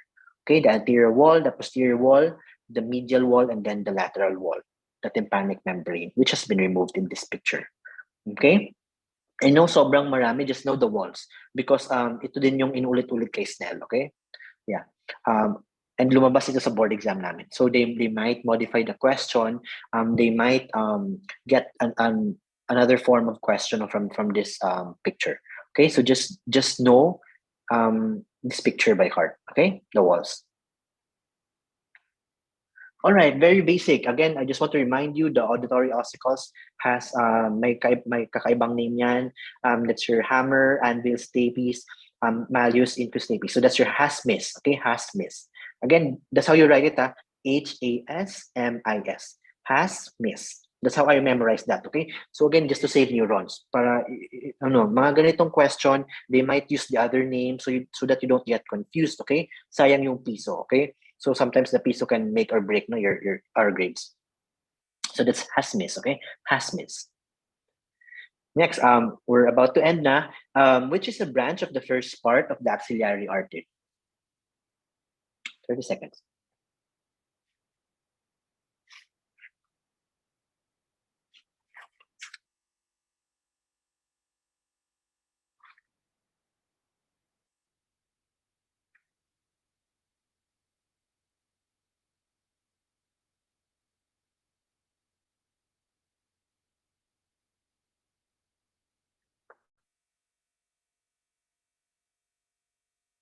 Wallace ended, Doc.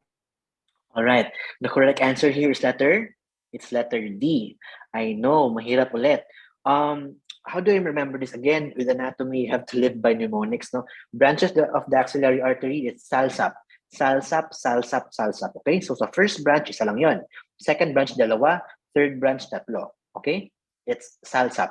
And how do I remember the first and the second? They all end with thoracic. Okay? Sometimes you would see thoracoacromial sa second. Okay? So that's how or binaliktad ko na lang just to have it end with thoracic. Okay? So it's superior thoracic, acromial thoracic, lateral thoracic. Okay? And the third part will be your subscapular vessels, your anterior and posterior circumflex vessels. Okay? Again, how do you memorize it? It's okay. All right, question.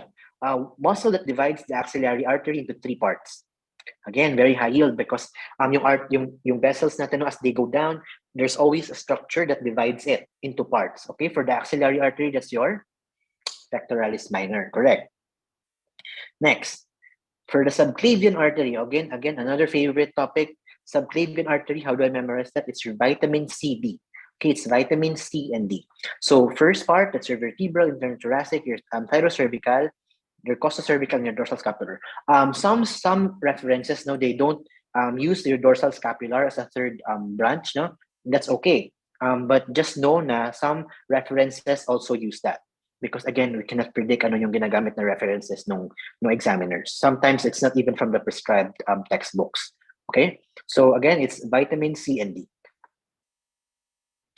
This one, the muscle that divides subclavian artery into three parts, just like your axillary artery. Anong muscle to? This time it's your scalene anterior. Okay, it's your scalene anterior at the level of the neck. This one, shoulder abduction is initiated by the contraction of which muscle? 30 seconds.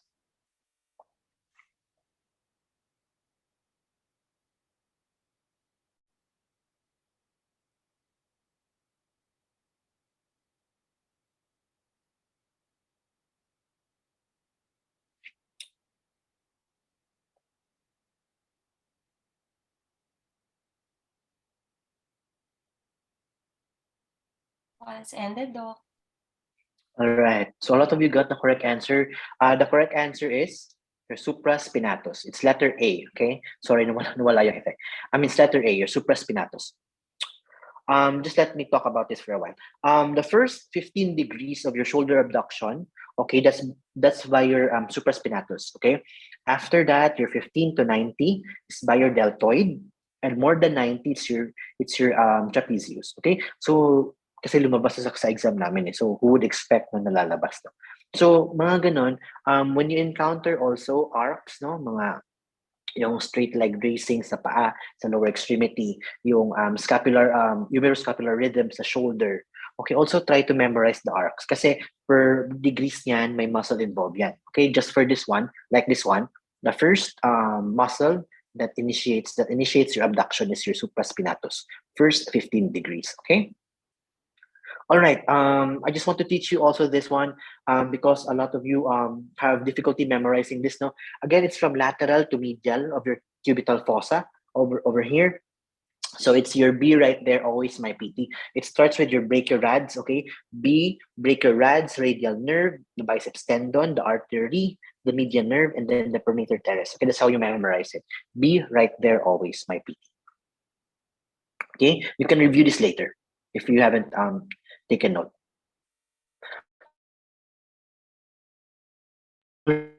Right, also Tomino, you have to use mnemonics, you have to use your hands, you sometimes have to dance, no? To memorize the dermatomes, the myotomes. Also this one. Also memorize this one, it's just like this. Okay, always use this hand gesture. I'm not gonna explain everything right now. Paano to ginagawa? You can just take a look at this picture. It's also in Google. Okay. The upper one, this one is your teres minor. The one behind is your teres major. The one on the lateral side is your humerus. Okay. And then the one on the medial side is your triceps. So, anong view to? Baka ma-confuse kayo. Again, you have to imagine, saan to parte ng katawan? It's behind, okay? It's as if you're looking at the scapula of a person from behind, okay? So, yun yung nakikita mo scapula sa likod niya. Okay? So, always take note that tatlo yan, may quadrangular space, my quadrangular space, my triangular space, and the triangular interval. How do I remember which is the space? Always remember na yung space nasa taas. Space sa taas, okay? Interval sa baba. And also my contents yan. Like your quadrangular space contains your axillary nerve, your posterior circumflex artery, and then your triangular space contains your circumflex scapular vessels. I know marami, no? And then your triangular interval contains your radial nerve and your profunda brachii. Okay, so also remember that dapat nasa taas yung axillary than your radial nerve. Okay, that's why yung quadrangular space nasa taas, all right? Yung triangular interval nasa baba. Because again, axillary with the posterior circumflex artery at the humeral neck, okay? And then at the shaft is your radial nerve with the profunda brachii, and then your median nerve. Diba? Remember your fractures of the humerus? It's ARM. Axillary, radial, median. Okay, because the axillary at the neck, the radial nerve at the shaft, and then your median at the supracondylar area. Okay, that's your arm. ARM. Okay, that's the nerve involved in humeral fracture. Just remember this picture. Download it online. Okay. All right. Also, last na to. Special test for your supraspinatus tear. I know, right? Hindi to masyadong ine-emphasize, but they always come out. At randomly, they come out, mga ganitong questions, and sayang yung piso, okay? I know you know this, you've encountered this before, this is your empty can test. Remember, you have the empty can and the full can test, okay? You don't have to memorize the procedure, just know anong sakit yung tinetest niya. That's the only important aspect there. This one, must know special test. You can just take note of this and then or review it later. Your rotator cuff tear, the bicipital tendinitis. It came out in our exam last October The question was, parang ano daw, mother na nagka-carry ng baby, anong possible pathology ng upper arm? So most likely it's your bicipital tendinitis because naka-flex yung shoulder for long periods of time. Okay, and then that's the action of your biceps also. Again, also I want to teach you a mantra with anatomy. A muscle can only move a joint if it crosses it. Okay. So it can only move a joint it crosses. For example, your biceps, nakaka-move yan ng shoulder and your elbow because the tendons cross both the elbow and the shoulder. Okay, the elbow and the shoulder. Ganun yun. Ganun yung basic anatomy dyan. So if you know the origin and insertion of your muscles, you can know ano yung action niya. Ano yung action niya dito. Because, for example, yung kamay nyo, yung little fingers mo, okay, the intrinsic muscle of your hands, most of them just originate from the hand mismo and then end at the hand also. So they cannot move your wrist. They cannot move your elbow. Okay, simple as that. So they can only move your fingers. So you must know that that principle. A muscle can only move a joint if it crosses it. Okay, its tendon crosses the joint. Okay, so just take note of these special tests. Doc, yun na po yung end ng QM ko, Doc. I'll stop the share screen. Thank you very much, Dr.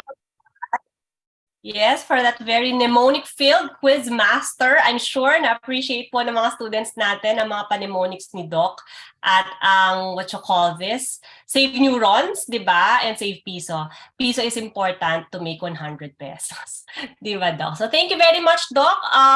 Sige, Doc, kung wala namang questions, I think my students don't have questions at this point. But Dr. Calazans, are you here? May one question lang po from our student regarding vein of Mayo, location and clinical significance daw, Doc.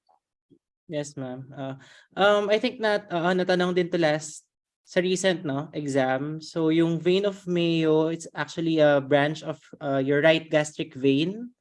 And its significance is it's an anatomic landmark that signifies the gastroduodenal junction. So surgical landmark siya. So you know na ito na yung end ng pylorus and that is already the start of your duodenum. Okay, so sa mga ibang recalls pa, don't worry, we'll elaborate pa sa mga future lectures and we'll cover everything na lumabas sa previous exams. Thank you very much, Doc. Thank you, Doc Calazans, Doc Vidal again for that high yield anatomy quizmaster and refresher lecture. So moving on to our next part of the program, we have our introduction to biochemistry. Doc Broly is here with us tonight. Doc Broly, good evening po and Merry Christmas. Merry Christmas, everyone. Okay, so let me give the introduction to Biochem.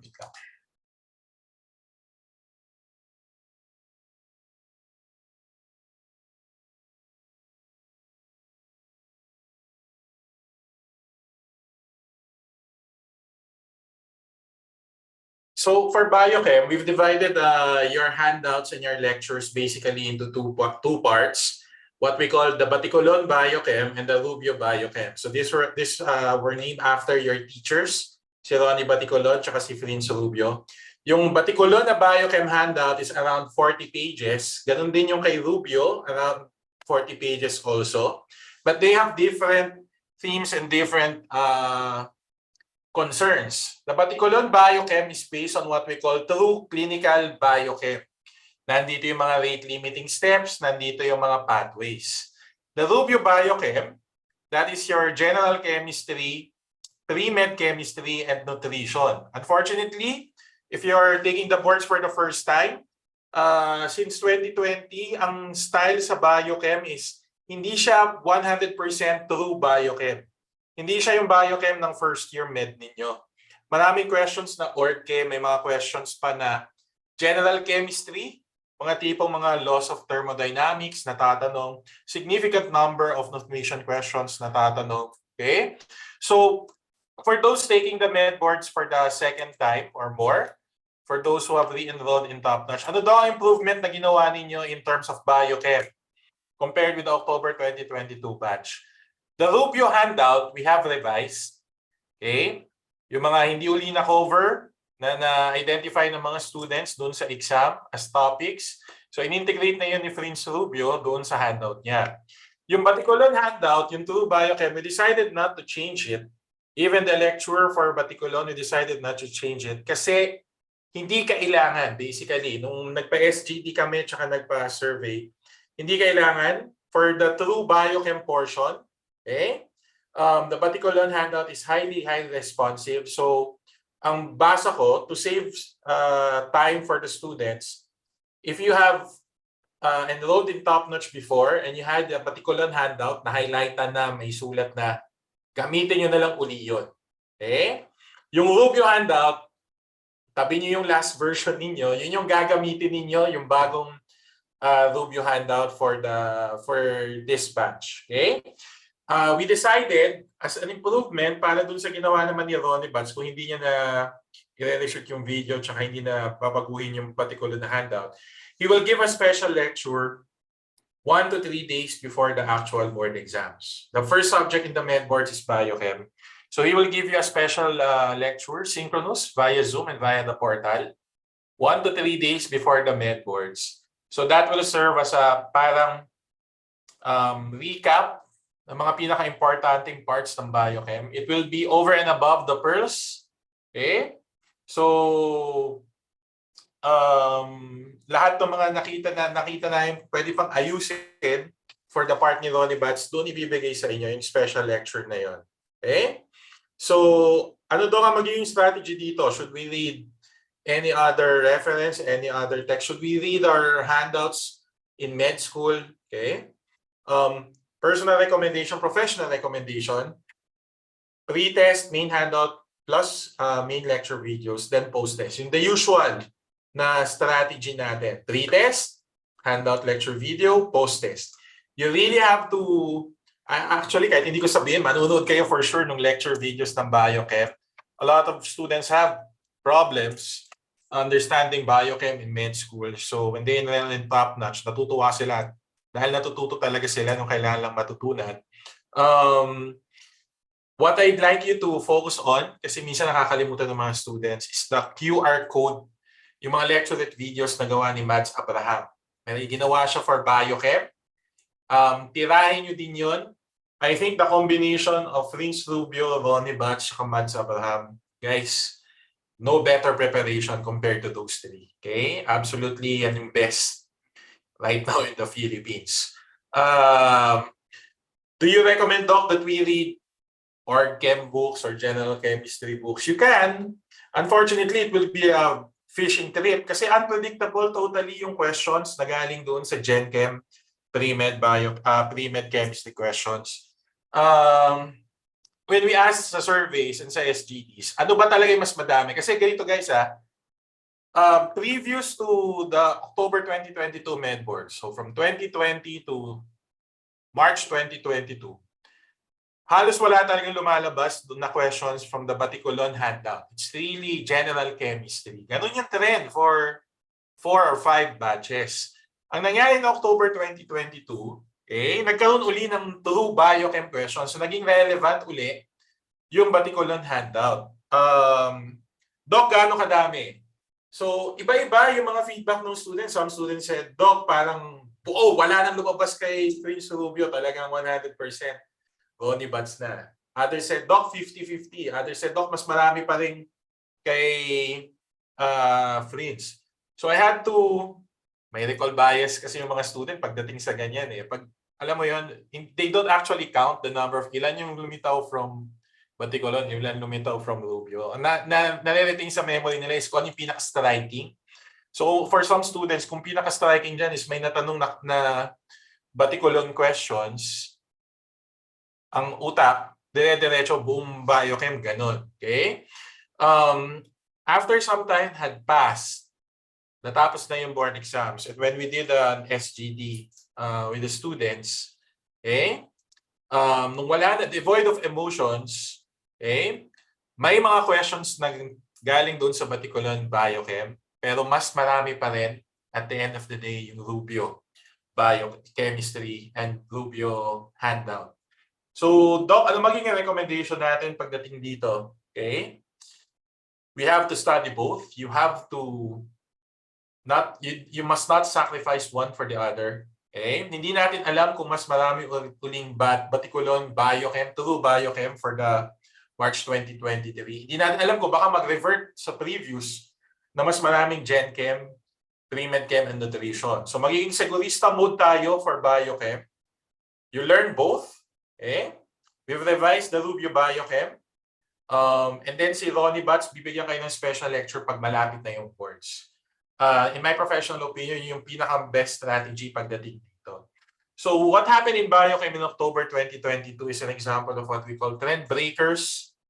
May trend, persistent trend for 2 years na nasira noong October 2022 sa Biochem. So we're closely monitoring this subject. Okay? Kung mababago ba, na mas marami na uling Batikulon Biochem or 2 Biochem questions, o magre-revert ba sa dati na Gen Chem, Pre-Med Chem, Nutrition ang mga tanungan. Okay? Please take note that trend breakers can never be predicted by Top-Notch or any other institution for that matter unless you have leakage. Okay? Hindi mo yan mapre-predict kasi trend break nga eh. Okay? So that's one of the things I really can't do anything about. You just have to be psychologically prepared if it ever does come. Okay? So that's also one of the reasons kung bakit gusto ko may special lecture kayo with Ronnie Bats 1 day before the med boards. Biochem is the first subject in the board exams. Pag maganda ang performance ng students sa Biochem, mataas yung moral for all the other 11 subjects. Especially pagdating ng anatomy. Usually kasi kapag nadalian yung students sa Biochem, ang susunod na subject, pamatay agad eh. May hirapan sa anatomy before madadalian uli sa micro. So, hindi consistent ang pakiramdam per subject sa med boards. But it's good to have a good start. So we want you to have a great start pagdating sa med boards. So itong Biochem, we're going to have a special lecture ni Ronnie Bats a day before your exam. Okay? Para may konting psychological aside from cognitive preparation. Okay? So who are your teachers for Biochem? One of your teachers is the best Biochem teacher in the Philippines. Ilalabang ko yan, susugal ko yung ano na yan, kahit kanino. Okay? He made the main handout, the main lectures for True Biochem. Graduate of UP Med, top 3, class 2008. Had his residency in neurosurgery at UPPGH. Carlos Palanca awardee, National Academy of Science and Technology Outstanding Young Scientist awardee. TOEIM 2022 awardee, an author of Some Days You Can't Save Them All, and an author also of Surgery Platinum. Ninong ng anak ko. Okay, so that is Dr. Ronnie Batikulon. Okay, and then you have, okay, yung parang understudy niya, Dr. Prince Rubio, a graduate also of UP Med, top 5 ng class nila if I remember correctly.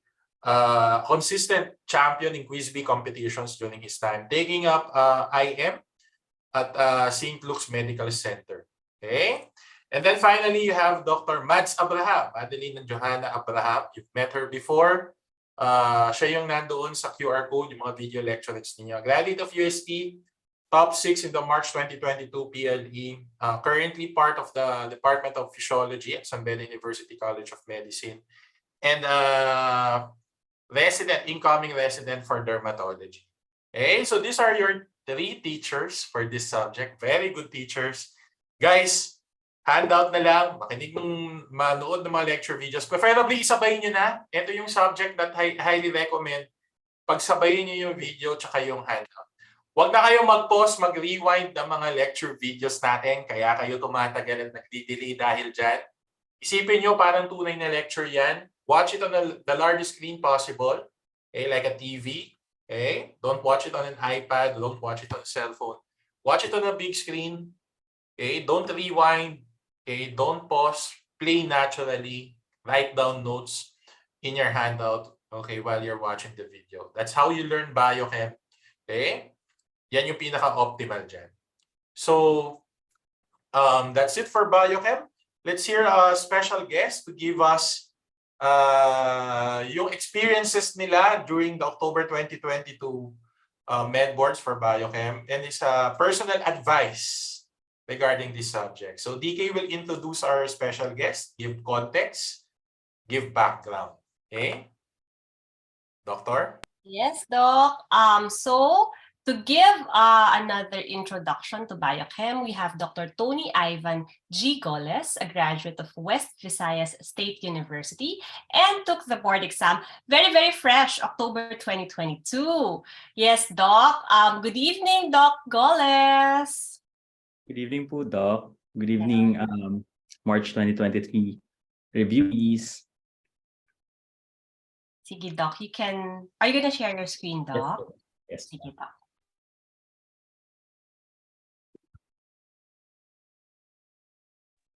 Ayan, so si Doc ay same like Dr.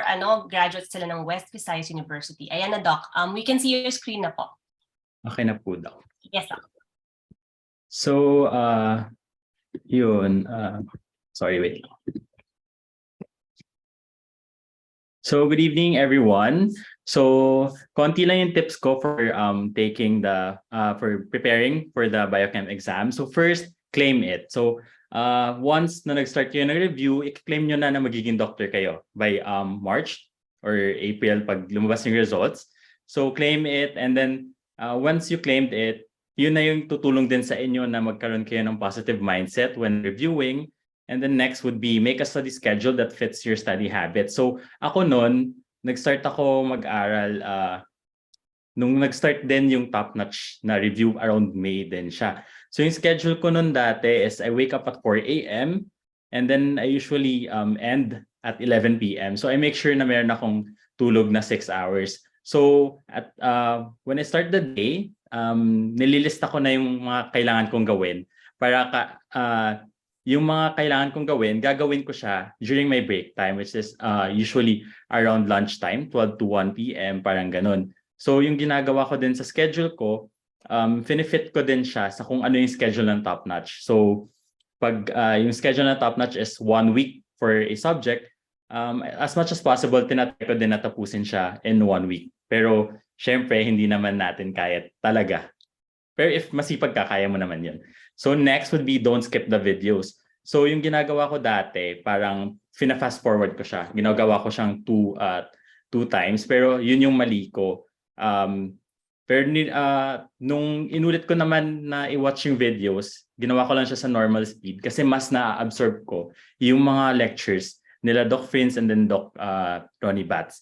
Kasi pag fast forward mo yung videos, nag-change na yung volume, nag-change na din yung accent ng video. So mas hindi mo na siya magigets yung mga dinediscuss doon. So yung ginagawa ko habang nanonood ako ng video, yung first read ko, yun na yun. So habang nanonood ako ng video, nag-highlight na din ako. So yung focus ko talaga doon is yung part 1 na Biochem lecture.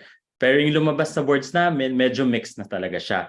So here comes the next step would be mastery plus familiarity, which will give you a huge advantage talaga sa Biochem exam. So yung mastery na part, i-master mo talaga yung part 1. Yung part 1 kasi yun yung parang pre-med na Biochem, yun yung general Biochem. So yung mga basic concepts doon, yun yung tutulong sa'yo sa next part ng Biochem, yung part 2, yung kay Doc Ronnie Bats. So yung familiarity, dito na talaga papasok yung familiarity sa part 2. Kasi sobrang dami ng pathways. So sa sobrang dami ng pathways, hindi na natin kayang isiksik yun sa mga brain cells natin kasi syempre limited lang din yung part ng natin ng brain cells na kaya pang mag-accommodate ng new information kasi mostly dati hindi ko rin alam yung mga ibang info kahit nung med school hindi ko siya naiintindihan pero yun yung nung nag-lecture na si Doc Ronnie Bats, ang dami ko nang nag-gets kasi sobrang galing niya. So,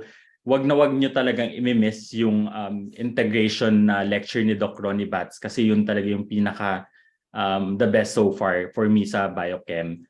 And then next would be practice test. So, do practice test before and after reading the main lecture handouts.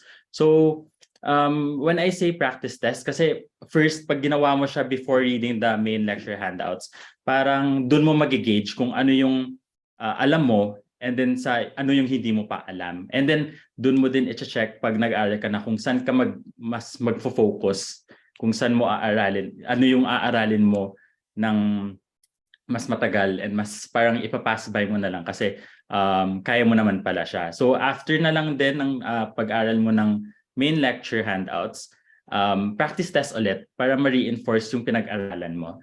And then lastly, trust the process. So nasa top-notch kayo, sobrang alaga na kayo dito sa top-notch. So ako din, meron din ako mga backlog sa sa ibang subjects. Pero itong biochemistry kasi, ito yung weakness ko din ng med school. So ito yung dito ako set ng mas malaking effort kasi hindi ko talaga nagigets yung mga pathway before. Pero so dito ito yung subject na naka-third lead ako kasi sobrang feeling ko ito yung pinaka-weakness ko. So trust the process kasi if ever na may mga backlogs kayo, meron pa namang mga rescue tips yung top notch for you. Pero as much as possible, sana walang backlogs. Pero yun lang, hindi naman natin maiiwasan due to certain factors din. So that would be all po. Wow, thank you, Doc. To have backlogs is to be human, sabi nga ni Doc Broly. Diba? Alright, that's it for tonight's program, no? Merry Christmas sa inyong lahat. Thank you, Dr. Goles, for that introduction po. So, ayan, mga B, salamat, and thank you for joining us. Good night, happy aral, and Merry Christmas sa ating lahat. Thank you. Thank you so much, Doc Tony. Thank you so much, DK. Thank you, Doc. Good luck.